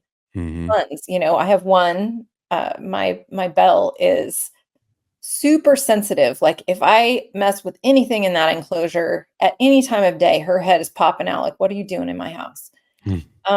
She has an extremely strong prey drive, and I don't think her eyesight is particularly strong, or she definitely doesn't depend upon it. So any kind of heat signature movement from my hand, she is tracking me. If I have these rose pruning gloves, and I put those on and that obscures my heat signature, I can mess around in her enclosure and she's not tracking me because she is following the heat signature when I'm moving around in there. And she's, you know, feed bitten me and some other people before where she'll bite and wrap. So, you know, I'm particularly careful with her, but she is super, super sensitive. And I have another one that I could be bulldozing his entire enclosure, you know, outside of his hide, and he will not come out if it's not dusk. He's just like, whatever. Yeah, that's funny. How many times have you been bitten, and are you kind of habituated to that now? Yuki's gotten me twice. She bit me right here on the armpit one morning. That's a terrible spot to be bitten. I know. She crawled out of the enclosure and I was messing around in it. She was in my lap, and out of nowhere, she like bit my like that space right here. Uh, It was really awkward to try and get her off of that space. It doesn't hurt. It's just awkward. And it's then shocking too when it happens. It's funny how little it hurts, but when I mean it was funny because I posted that video of my boa occidentalis in his tub, just totally freaked out, and you said that it was a jump the scare, jump and scare, it totally is. They are every single time. yeah, even though he's got this tiny little half-inch wide mouth, Right. Right. It's just the like, what's happening? yeah. And occasionally it's happened. I have Fig, who's in the bottom one on here. I can't point very well Mm, behind me, but this guy. Um, I also do target training. So every time they eat, I use a target, and they know that that means dinner time. It happens to be blue, and I made him a hide out of a blue bowl. And one night he was hiding behind it, and I didn't know he was there. And I went to like change his water, and he came flying out and hit my hand. mm, And I was like, what is going on? And it was a food bite. It was not a defensive bite. He tried to wrap. I got him off my hand. I was like, what on earth? Like, he's never done that before. And I was like, I bet it's the blue on the hide that he's like, he sees the same color and is like, dinner time. yeah. So I moved it, and he hasn't done it again. So he's gotten me, and she's gotten me. My other two have never bitten me. And my corn snake, he's vocal, but he's never bitten anybody. So it's happened to me a handful of times. And when it does, it's usually nighttime. And my husband hears this yelp sound from the other room. He's like, who got you? That's funny.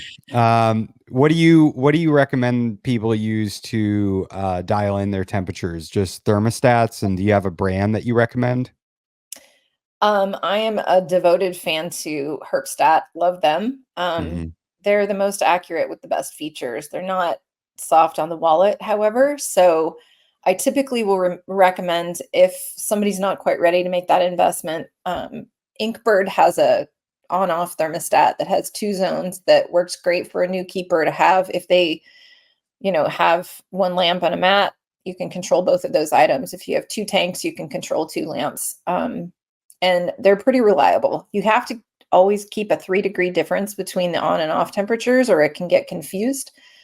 So often I'll be troubleshooting that with people that, oh, your space needs to be a little bit further apart between your on and off temperatures. So I recommend that. And then Reptile has a dimming proportional thermostat. So anybody who may be starting out with a halogen and needs a little bit of support from that, I recommend the Reptile.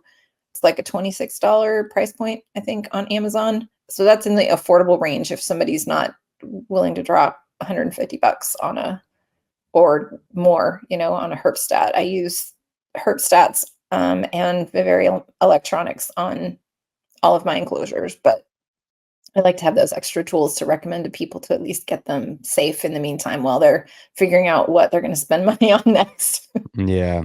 Where do you get your herp stats from? Directly from Directly the from them, from Spider.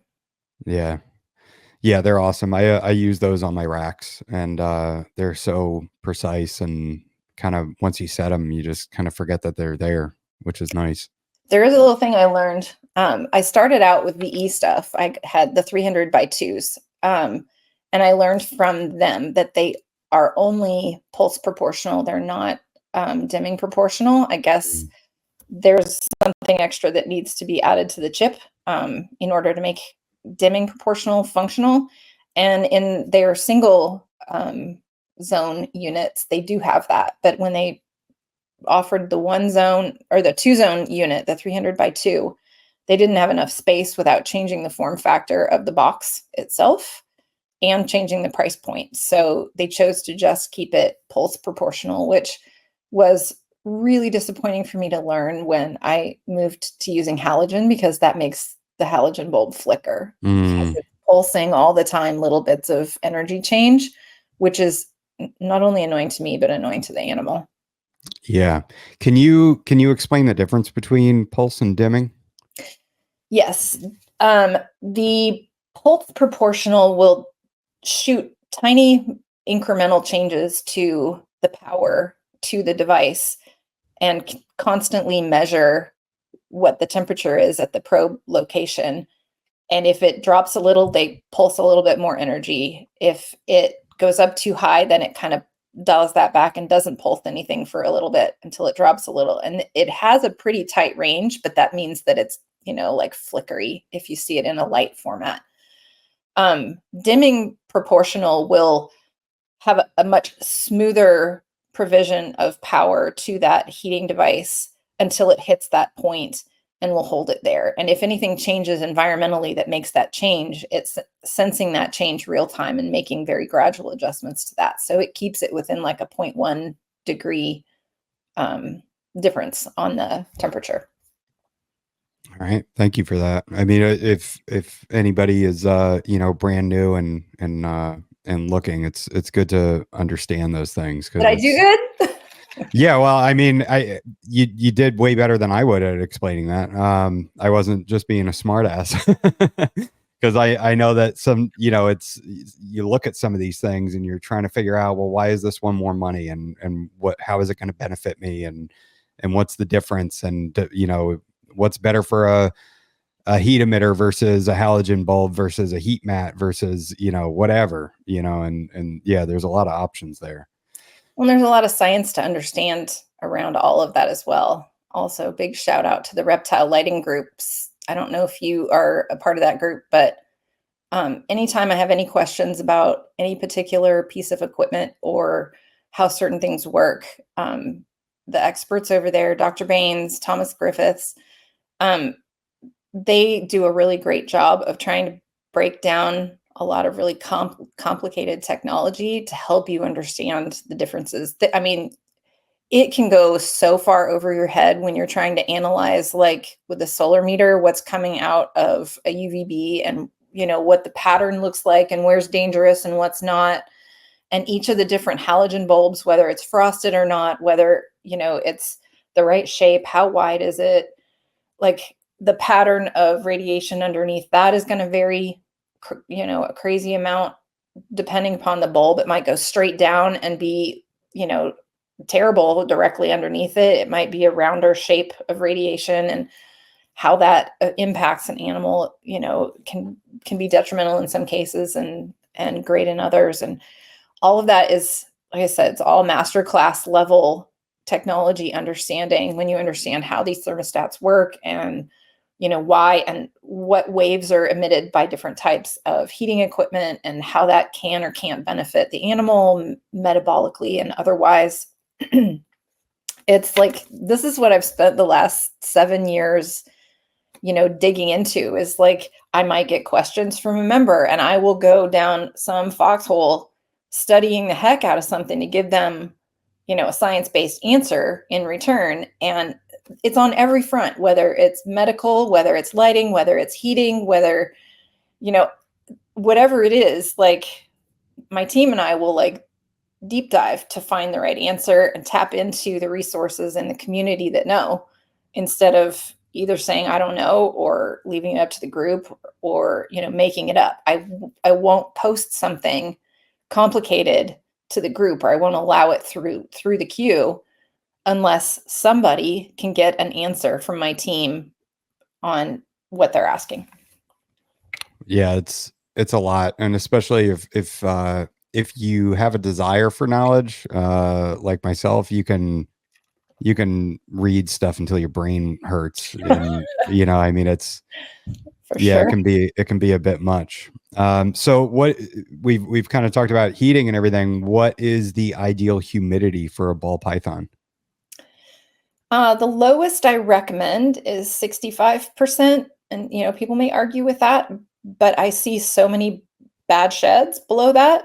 I give the range up to 80, but it's not that 80 is a magical number. It's that 80 is usually about as high as a tank can tolerate before you've got condensation on the walls, especially because glass tanks only have ventilation from above. They're completely sealed from the bottom. So creating convection is impossible in one of them.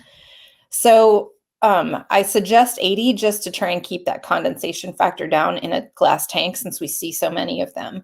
But it can be a lot higher, and most of my enclosures are, with proper ventilation. As long as you don't have condensation, that's where bacteria will grow in those little droplets. It just gives them a little breeding ground to go proliferate and go crazy. And anything that's kind of sitting, pooling water is very aim for that. So usually I say 65 to 80. Now, is that 65 to 80? Is that like the peak, or are you aiming for a gradient? So would it be 65 to 80 on the cool side and then maybe 50 on the warm side, or is that acceptable where you're seeing like a gradient to where they can, if they want to totally dry out, escape that humidity? Again, this is it depends. For a new keeper, I suggest that they try and keep the warm side at 65, and then usually the cool side is going to be higher than that, 65 plus. But for an expert keeper who has, provided a bunch of different areas for their animal to be able to get, different needs met, then, having a gradient in humidity is okay. It's all about that new keeper not understanding, or they happen to have a particular hide in the enclosure that the snake won't leave and won't go seek out higher humidity. So if they are on the warm side and that's their favorite hide and that's like 50, you might have difficulty with a shed because the snake won't leave and go to the other hide. They may explore at night, but it's not enough. So it's always it really depends on the situation and the animal's behavior, and if they feel free to utilize everything in the enclosure as they should.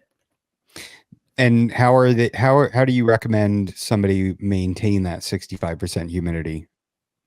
Typically, I suggest periodically pouring a couple of cups of water into that substrate and mixing it up so it all absorbs into the chips, making sure there isn't any pooling in the bottom. Use of New Zealand sphagnum moss, either mixing it in with the substrate. That stuff soaks up water like a sponge, and it does a really good job of holding that and then allowing it to kind of dissipate. You can also create, we call it like a mossage. I get these little mesh zipper pouches that people use in fish tanks for their filter medium. Where can you get those? Amazon. You just look up like aquarium filter pouch, and it's a little mesh zipper pouch, and you can stuff it full of the moss. It makes it easier to take it out, rinse it thoroughly to make sure, if it's been peed on or something, that you can clean that out. And then it holds moisture. You just squeeze out the extra and then like plop it on top of the warm hide. And that does a great job. The heat source above will cause that to evaporate up into the air. So that especially helps on the warm side if you're really struggling with it. Extra deep substrate on that side as well can be really helpful. You should make an Etsy and start selling mossages. No, this is what I sell on Etsy sometimes. I make little polymer clay ball python. Oh, that's awesome. Yeah, that's kind of my little crafty side thing that I do. That's so cool. You got to throw the mossages on there, though. Okay, so misting. So you don't recommend misting then? Just pouring directly into the substrate and then kind of let that absorb and mix it around and put your sphagnum moss in there, and you can contain that too to create sort of a little humid area. Yeah, and you can use a humid hide as well if you want, to put like some moss, some lightly damp moss in a, like a Tupperware box or whatever with a hole in it. If the snake will use it, like most of mine won't, but my environment is controlled to a level that they don't need to. Mm-hmm. But some people, especially in really arid environments, really, need to be able to provide that extra moist area for their snake, just because it's such a challenge to try and keep the whole thing at a level that they would be fine literally anywhere at any point. So, yeah, that's my preference. Misting, I do it, but I do it for other reasons, and that's not my primary source.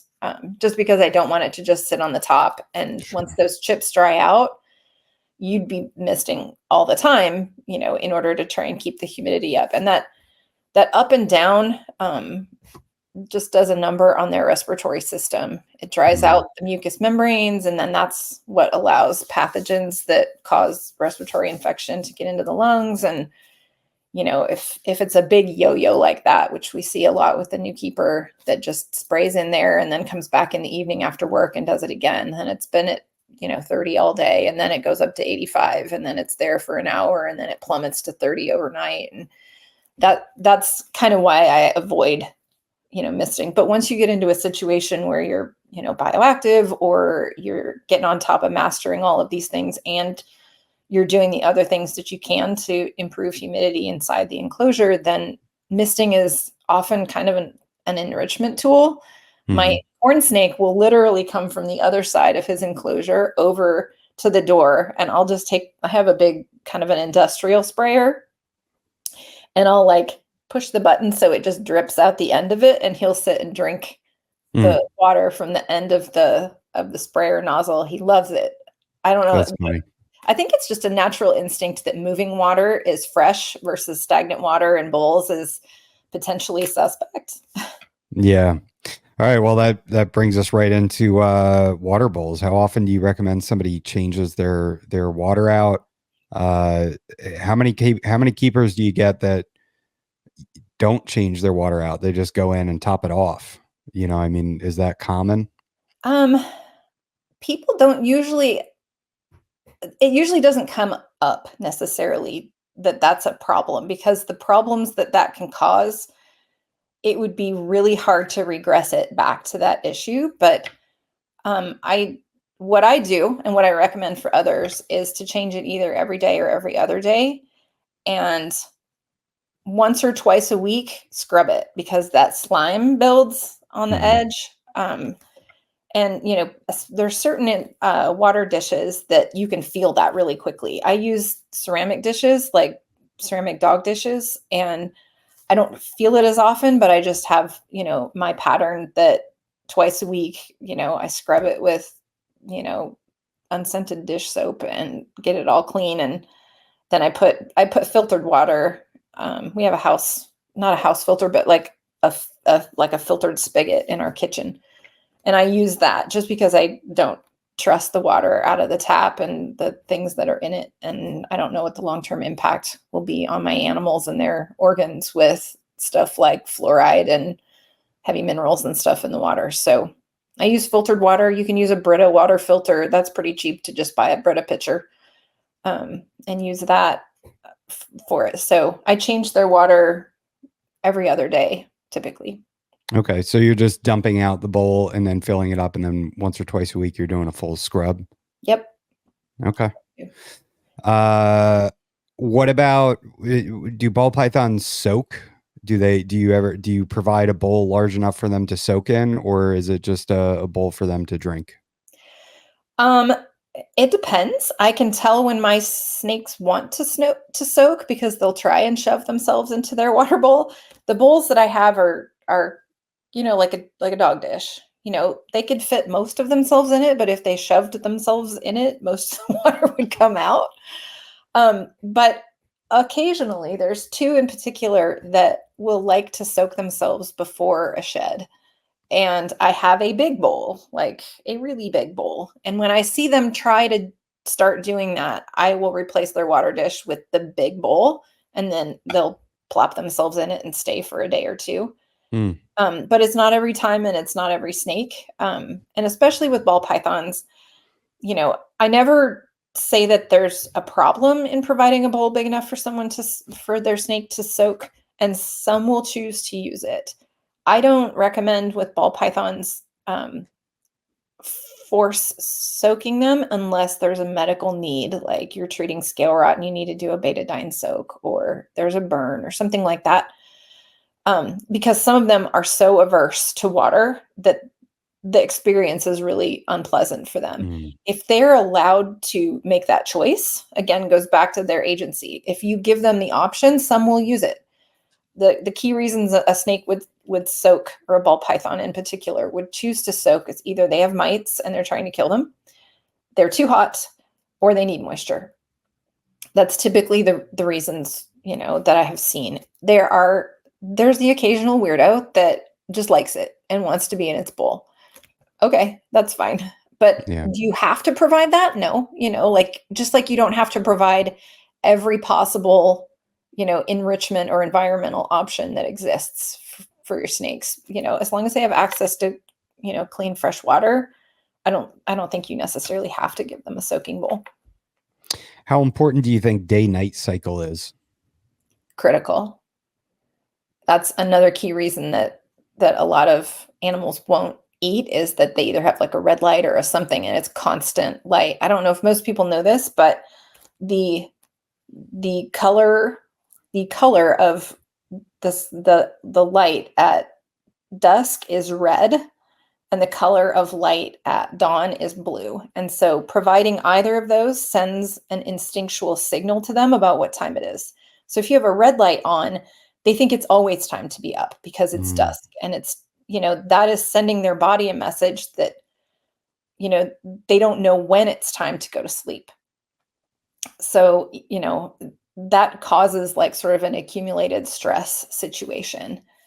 We've looked at a lot of different light sources. There are those black bulbs, and basically anything that puts off more light than a deep heat projector, which is a very tiny amount, like 1 or 2 lux, I guess, something like that, is way more than moonlight, which is like 0.001 lux, something like that, and can be disruptive. And so we just recommend no light at night.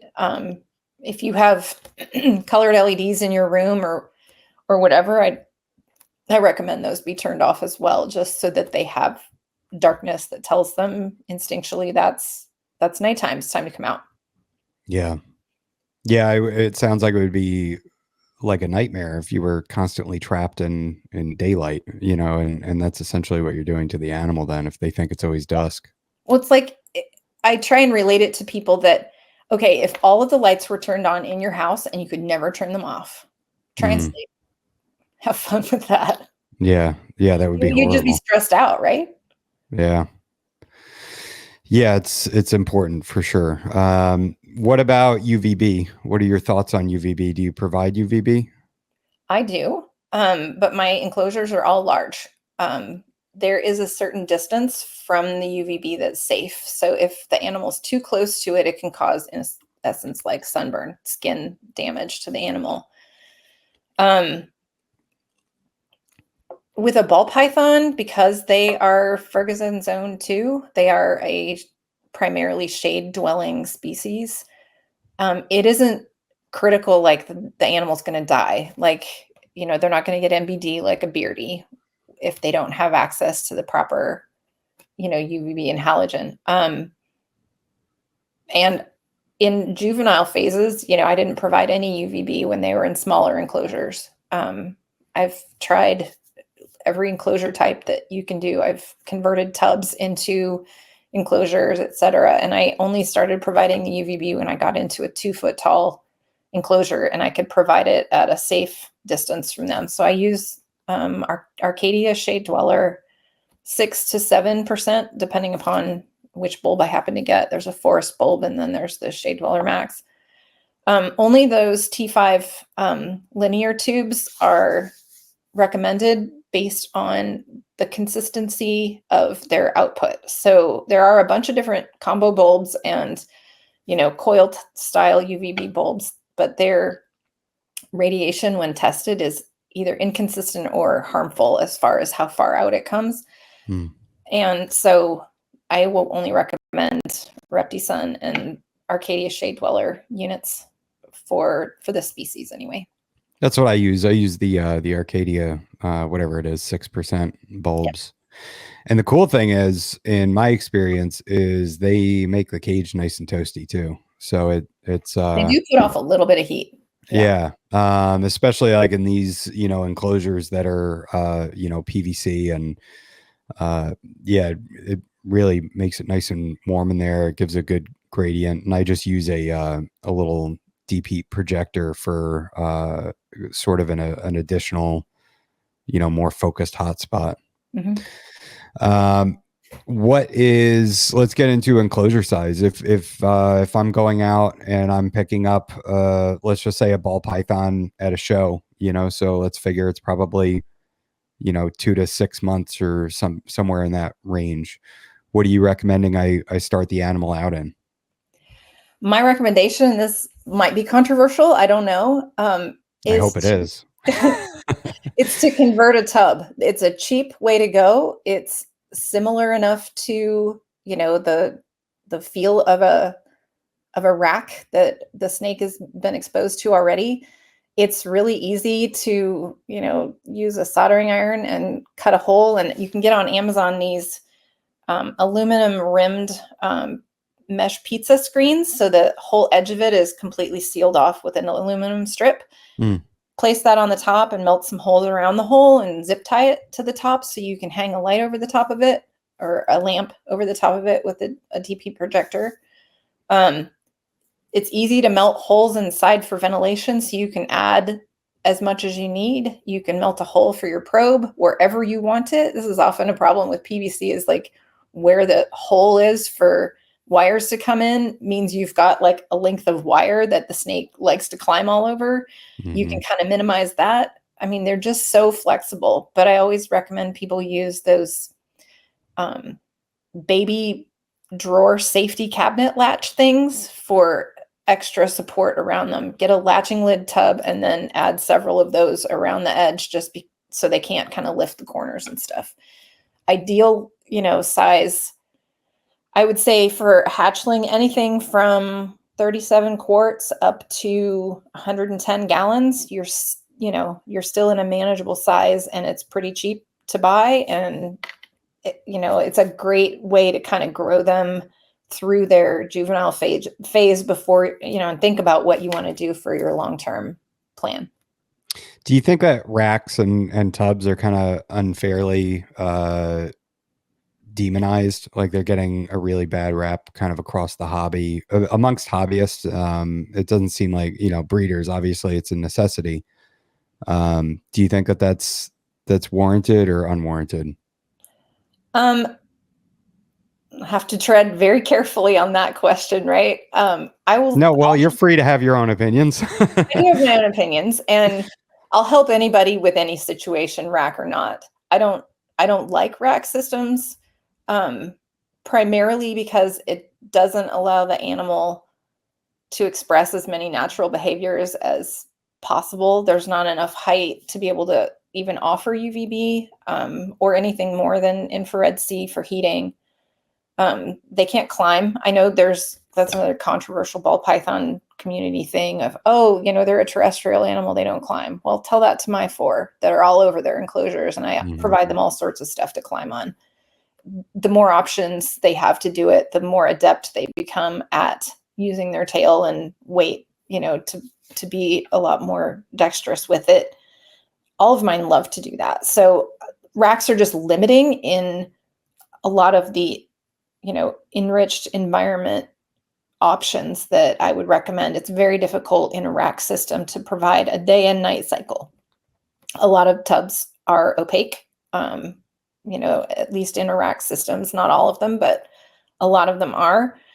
And then, what does the cycle look like inside, your home, as far as like, even if you did have a translucent tub, like, are they getting exposure to, like daylight, or are they in a room where you turn off the light and it's dark and they don't know the difference? So a lot of those factors, there's just not nearly as much flexibility. And I like to recommend that they have the ability to stretch all the way out, and you can get like the 70s that are bigger, and you can do, sort of an enriched environment with different environmental complexity inside of them. But that's not my top recommendation. No.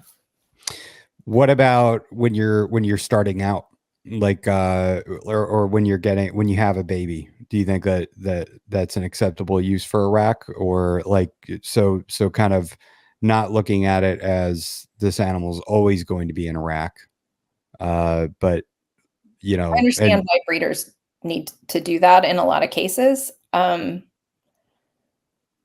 It does pose the challenge for a new keeper with that gradual transition we touched on earlier, that the environment is so completely different than, the 20-gallon fish tank or, whatever they're going into, that, it can cause problems. I really have a lot of admiration for breeders that are working on trying to provide a little bit more, you know, exposure to some complexity before that animal, moves on to its new home, exposure to humans as well, that desensitization phase starting super early, and exposure to people and handling, and more than just, a rack with a water dish and some substrate, I think helps them with their confidence in the future.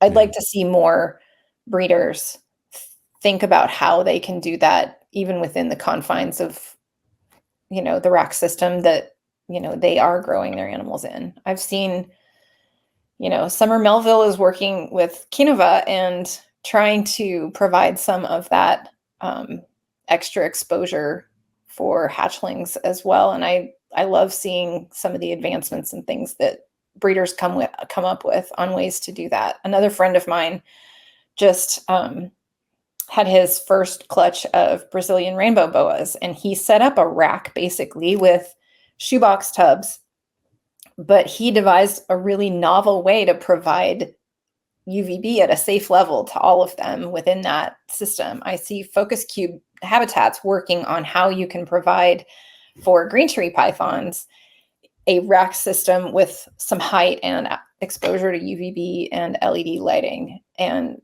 all of those things are pretty exciting to me to see more advancements like that. Yeah. Yeah, I use racks, and I'm totally open to everybody's, opinions and thoughts and feelings on the use of racks. I use them, as for grow outs basically, Yeah. because I wouldn't want to take a baby jungle carpet python and, toss them into a 4x2x2 or a 3x2x2. And and I have, they're a perching animal. So even in a smaller tub, I've gotten some of the 3D printed perches from not sea serpents, from Chris at Heli Guy Serpents. Yeah. And he makes these really nifty little perches that hold the water bowl, and then they can Oh, yeah, basically that was pretty cool. yeah, so the whole tub kind of has two floors, and then I put the hide in the back. But yeah, it's kind of out of necessity, right? Because I can't. It would Well, you can't be do a big enclosure when you've got, 15 hatchlings to deal with. I totally get that. And I don't recommend necessarily putting a hatchling into a 4x2x2 anyway, like right away. That's why I recommend kind of the smaller tub, is that you kind of need to grow their confidence a bit. And the Mhm. taller tubs, if you've got a tub that's, 14 inches tall, that still allows, for some level of complexity on, internally and inside of there, that they can crawl all around, and you can throw a branch in there. There's things Yeah, that you can do, like your perch system, for your carpet. Green trees often come with those same kind of setups where they're in a smaller tub, but it's a tall tub, like maybe an 80 quart or something, and you've got that structure inside. yeah. Yeah, and there is definitely a difference in personality because you are kind of stunting that habituation to human interaction when they're in a tub, because the only time they see you is when they see you. It's not, they don't see Okay. you when you're walking around in the room and doing other things. So I think it can be shocking when you pull the drawer out and they're like, oh my God, there's a human here, Yeah, which is why, I mean, usually with a tub, I recommend, or at least this converted tub, that you have your lamp on a lamp stand so you can kind of swing it away and then just gently lift the top off. Some Mhm. people will even, I don't know if you've ever seen these like Python portals or whatever. It's like a sliding door you can install in the sidewall. So Oh, that's you've cool. got basically a clear, you know, area that they can see out. It's translucent, which to them reads as kind of opaque. The eyesight isn't their strongest suit anyway, Mhm. and they feel secure, but then they've got visibility out. They've got more access to lighting, and you're approaching from the side instead of overhead. Yeah. So that covers kind of babies. What do you recommend for an adult ball python? So long-term habitat enclosure size. My recommendation is a 4x2x2 as a minimum. If you can do bigger, great. I only have so much space in my house, so I have 4x2x2s. Is the animal going to be okay in a 3x2x2 or a 40-gallon? Probably. I'm still going to recommend more space so they can stretch. Yeah. But like I said, I don't judge people. People make decisions based on many factors: their finances, their space, how many animals they have. I'm I'd rather optimize whatever space that animal's in than shame somebody that they can't do a 4x2x2. I had in a 40-gallon until he was like 3. Mm. That's just where I was financially on, how much of our family's resources could be funneled towards my side gig. So, it took me a while until I could get there, and that's okay. It's a journey. It doesn't all have to be perfect day one. You can add things over time and your animal will be better for it. There doesn't mean that they're suffering or living a terrible life if they're not in a 4x2x2 right away. It's totally okay. Yeah, and I think you just touched on, you could, utilizing the space is more important, right? So if you have them in a 40-gallon and you've got hides everywhere and foliage and things to climb on, it's going to be more beneficial than a 4x2x2 that's just, a hide in the corner in a water bowl. That, 100%. I yeah, can't it's, imagine anybody getting a 4x2x2 and not decking it out. Like, if you get to the point where you're making that decision, you probably already have 2 drawers full of fake foliage and 6 hide choices yeah, already. I know. I have bins of grapevine everywhere and all Oh, yeah. sorts of stuff. I mean, Uh, it's like a problem. I can't walk into Michael's and not come out with foliage. It's just impossible. Yeah, I know. That's the thing. I like. I every time I go to a reptile show, I'm like, I'm not going to get anything, and I walk out with all Liar. the flukers, the pothos vines and Uh-huh. all this. I'm like, well, I do need, maybe 8 more of those, and I'm a yeah. sucker for ghost wood. I go straight to the table that has all the curly wood. Oh yeah, Grape wood or ghost wood for my enclosures because I can't really find it very well here. Our shop has some, but it's like $8 million a piece. yeah. I know. It's you got to get it. I always try to look for the bulk supply, and then I want to make sure I can fit it in my oven so I can I so have I 2 can. pieces I can't fit in my oven all the way, and it kind of sticks out, and so I close the oven sort of. Yeah, the struggle is real. So today one of the posts I almost commented on your page was somebody was asking about hides, and I wish I could remember the context. But what I use, so when I first was into snakes way back when, before I had gotten out of the hobby, I had to have, cork bark and physical hides. Like this is a hide. Like in my mind, I looked at it and I thought, this is somewhere the animal can go under and they can hide. And I've sort of changed my perception on that, or what I think of as a hide. You can see I have these palms here. Mhm. They're artificial. They're from Hobby Lobby, and I put those into plaster of Paris, and so they have a heavy block, right? Those are folded down and actually touch the bottom substrate. And my most timid animals, my Timor pythons, use those as a hide, even with cork bark underneath it. They will get underneath the palm fronds and just sit there with their head poking out. And it was kind of like a light switched. And now in my 6-foot enclosures that I have here, I've done those palms all along the back. So my big Argentine boa, she's about 6 foot long, she can be totally sprawled out behind there and you wouldn't even know she's in the enclosure. So she's totally secure, totally hidden, out of sight. And so I think that, that was something I wanted to say, is that a hide doesn't just have to be like either the The I- Zilla rock layer. Yeah. exactly. Yeah. It can be cheaper, and it can be a long-term solution where they can, use that for basically their whole life, right? They're never going to outgrow it. For sure. Yeah. So yeah, so getting onto hides, how many hides do you provide? Do you do cool side, warm side, in the middle? And what does a hide look like in your mind? All of my guys love the Zilla rock layer. Just the shape of it, the texture of it. I can provide humidity controlled in there, whether I put damp substrate or some, damp moss in there with their in shed. They all tend to like love that hide. I have some Exoterra rock caves.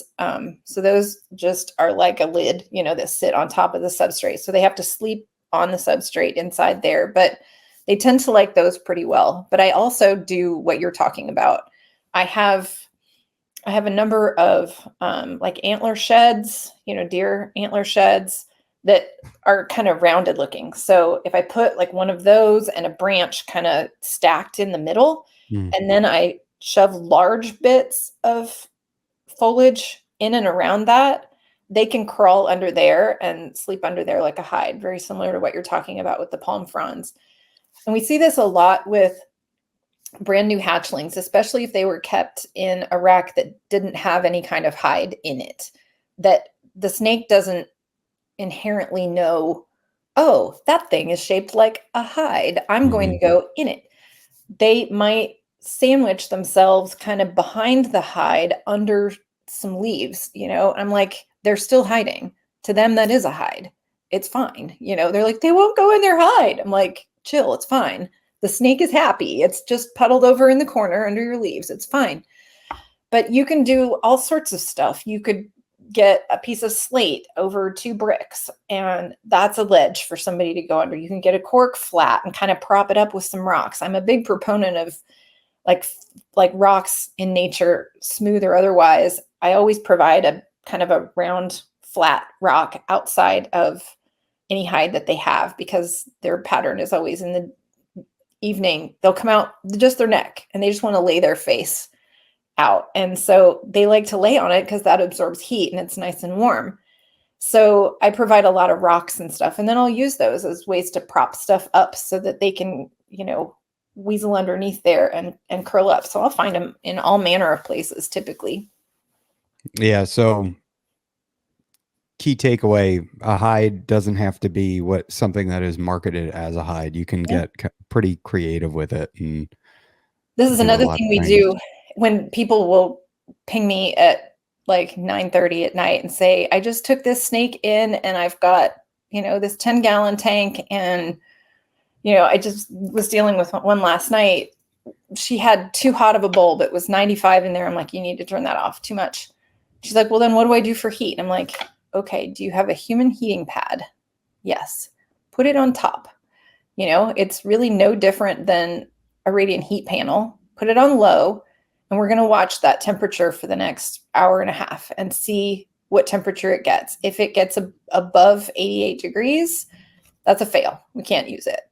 But we can get creative and do something else as an in the pinch situation. With hides, it's like, okay, do you have any granola bars in your cabinet? Like, get the box, cut the edges off of it, stick it in there. Why can't they hide in that? Why not? Yeah, you can't leave it in there forever because it's cardboard and eventually it'll get like wet and moldy. But for a couple of nights, throw that box in there. Yeah, I put all kinds of weird boxes and stuff in my, I have like a mesh play tent that I'll set up for them to crawl around in, and I put stuff for them to explore. Maybe I have a dish of leaf litter or whatever, and then little places like boxes and stuff, and they're always crawling inside a box. They love it. Awesome.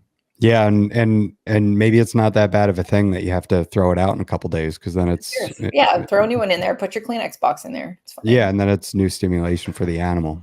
Some new stimulus.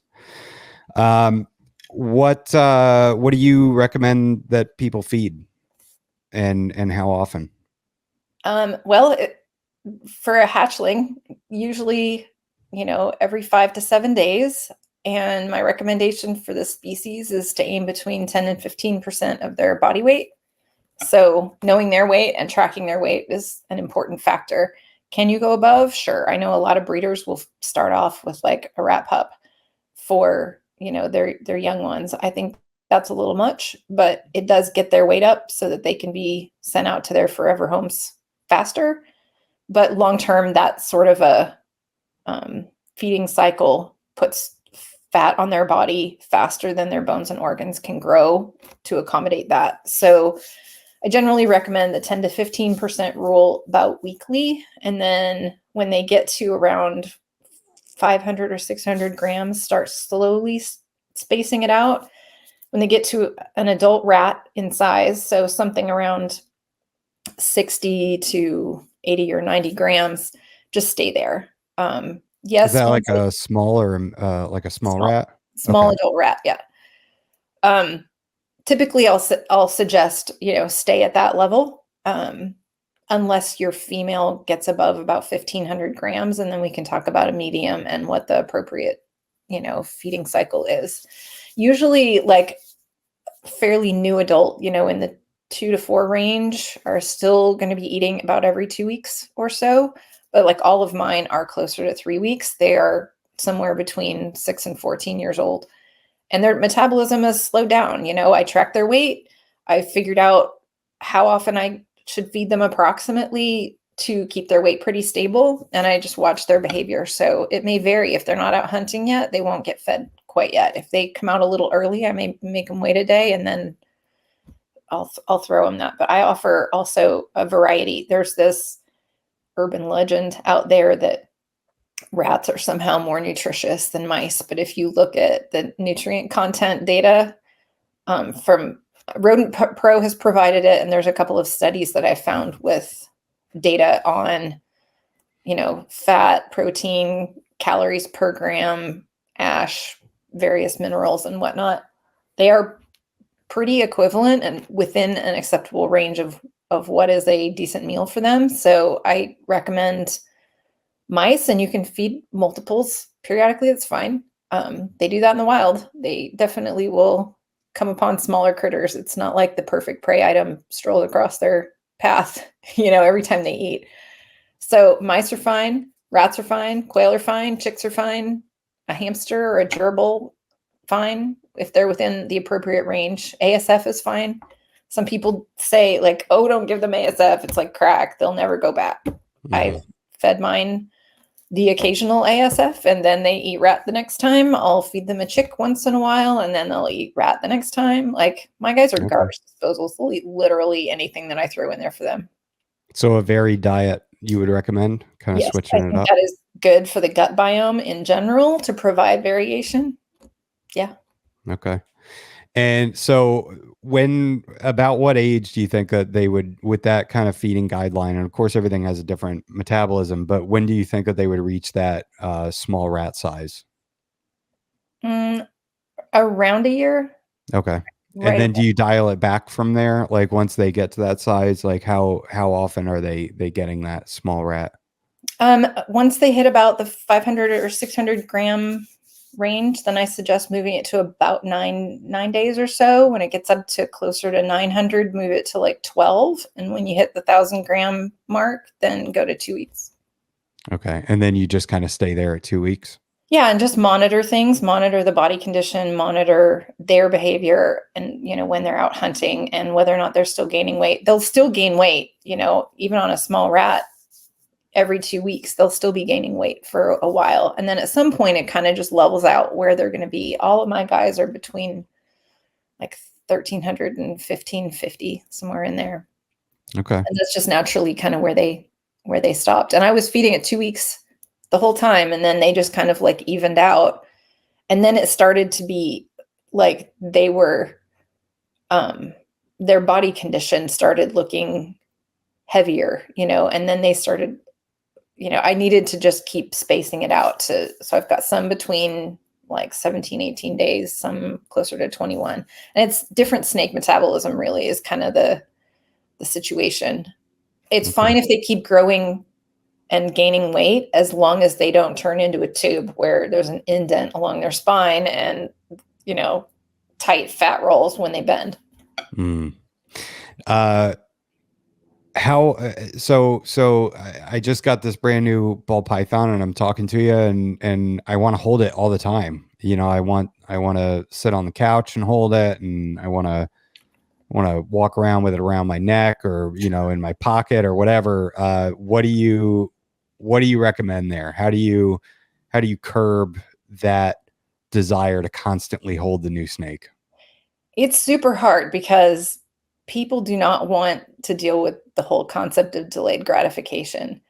And a lot of people are in a mindset that this animal is entertainment to them. They bought it because they want to have fun with their snake, right? Like, it's there to entertain them. And so breaking that mindset is really difficult. I try and tread very carefully with that and encourage their enthusiasm, but try and paint a picture that the relationship that they will have with this animal for the 30 years that it lives, providing all goes well, it will be so much better and more trusting if they aren't in its face 24/7. If they understand and learn about its natural day-night cycle, if they try and focus on interaction with them once they are already awake instead of waking them up, that'll be less stressful. I try and teach them about their behaviors and which behaviors indicate that they're expressing any kind of stress. And, you know, it's not that you should never, ever stress them in any way, shape, or form, because it builds resilience. Like, even with humans, you know, a mild amount of stress helps us learn coping mechanisms and makes us stronger people. If we were never exposed to anything difficult, we would be weenies, really. But you don't want to get into the red zone. You don't want to see striking and hissing and things that are like extreme stress measures. The attempt to like constantly hide under something, like if their snake is in their lap and it's constantly trying to find somewhere to hide, that's them saying, I don't feel secure, I don't feel comfortable. If they're poking around, slowly tongue flicking, sniffing things, crawling on your hands or whatever, then they're curious. It's fine. You can leave them out, you know, for a little while longer until they start exhibiting behaviors that say, I'm kind of done. And then respect that. You know, if you respect that and you put them back and you give them their space, they'll be much more open to coming out next time. If every time they come out, they get put into a stress position, you're going to see more and more defensive behaviors, and then your relationship is going to deteriorate. So it's a long game. It's trying to teach people about the long game. So you've got your animal and you've gotten into a routine with them, and they're not very stressed out when you take them out, and you've got this good long-term relationship. How long do you give them to digest after they eat before you handle them next? Once you're to that point where they're all settled, I kind of leave it up to my animal. I don't usually invite them out for 48 hours. But for example, if I've fed a chick, which is usually a smaller weight meal, I have to go smaller on the chicks just because they're such an awkward shape to try and get down the throat. Mm-hmm. They may be ready to come out and explore, like, 24 hours later. I have one in particular, the one right behind me, that every night she is always at the door and is surfing around looking for me to open the door, and she'll come straight out.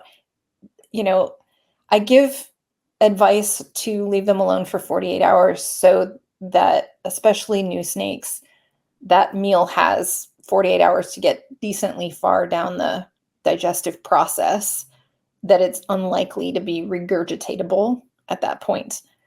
But if you have a well-habituated snake and it choosing to come out is not a stressful experience to the snake, let them.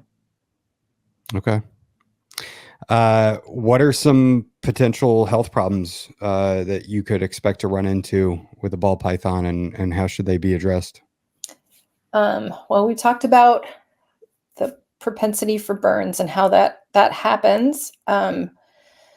Typically with a burn, if it's just pink skin, a daily betadine soak or chlorhexidine, diluted chlorhexidine soak should calm that down quickly as long as the source problem is resolved. Anything where the skin is like dark or blackened or, crispy or broken, I definitely recommend a vet because that is exposure to potential pathogens in the body, and potentially antibiotics might be needed, and often they'll give them some sort of snake appropriate pain medication because it hurts a lot. Mm. So I typically will try and recommend a vet, if it's, visibly more than just pink. Scale rot happens.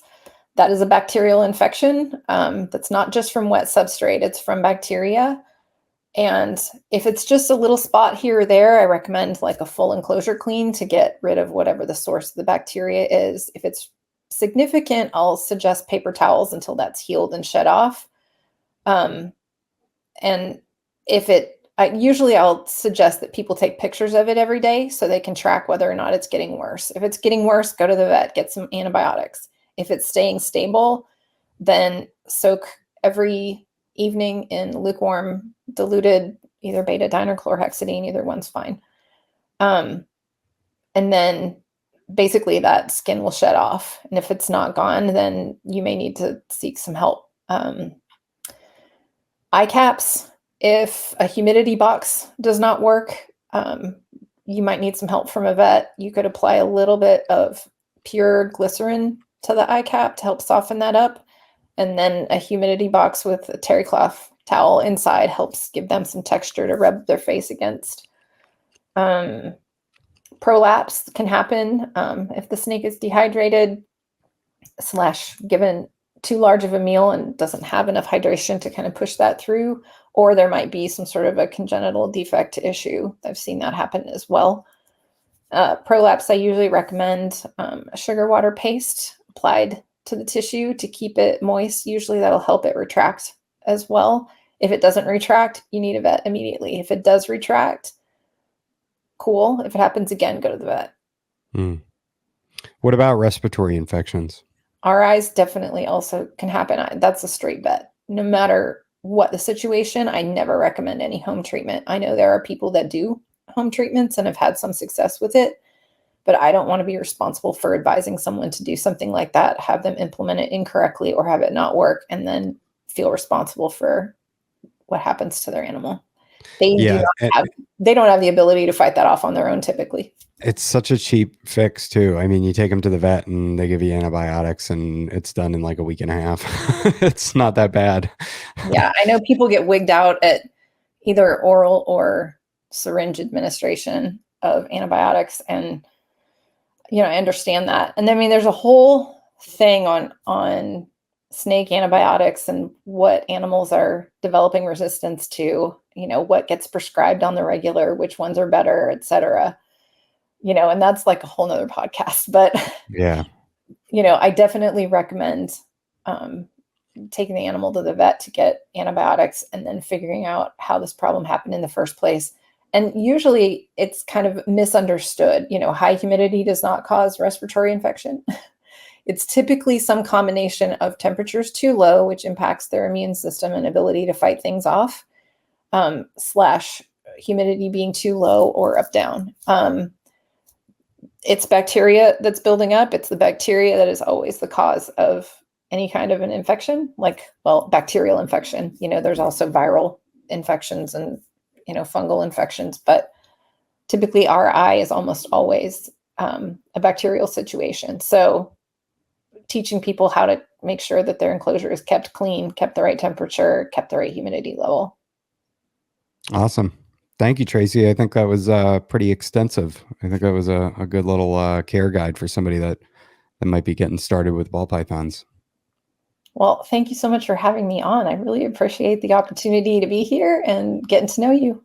Oh yeah, it was great. Thank you for coming on. And what's your favorite snake of all time? Like actual individual animal, like which one of my animals is my favorite? No, like what's your favorite favorite species? Yeah, and it doesn't have to be a ball python. I'm sure it will be, but Actually not. I mean, I love my guys, and and whatnot, but probably I would say green tree pythons, as Mm, far as like they're just freaking stunning. hmm. There's, like I said, Brettles and children's pythons I would love to interact with at some point. You know, my friends that have both of them have rave things to say about them. I've seen several Brettles at Lori's ranch when I've been out to visit her, and they're amazing animals. Like from a temperament standpoint, I would love to have one of those one day, but just overall, just stunningly gorgeous. I think green trees are amazing. Yeah, I love Brettles, and I'm waiting for the right line for the right lineage, and I plan on keeping a trio outdoors. I think that would be epic. I They're want to, so resilient temperature wise and yeah, humidity wise. I bet that would be fantastic. yeah, and I'm thinking like 8 feet long and 6 feet tall and maybe 4 feet deep, and just give them big branches and foliage and all sorts of fun stuff. I think that would That'd be be so awesome. Yeah, that's awesome. Can't wait to see it. Well, and hey, you could definitely fit some green tree pythons in that room. I think you got some space for them. Well, I'm a fairy snack mother to one, so if anything ever happens to Kate, I'll end up with her guide Jade, and so maybe one day in my future. I hope That's not. I fun. don't want anything to ever happen to Kate, but Yeah. All right. So if people want to find you, you are they could just go and get into your group, New Ball Python Keepers, right? yeah, you can And find my book on Tracy. Amazon, or you can just hit me up in PMs if you want. All right, Tracy Judd on Facebook, and yeah, definitely go to Amazon, pick up the book if you're listening to this, A New Keeper's Guide to Ball Pythons. Thank you, Tracy. Thanks so much, Adam.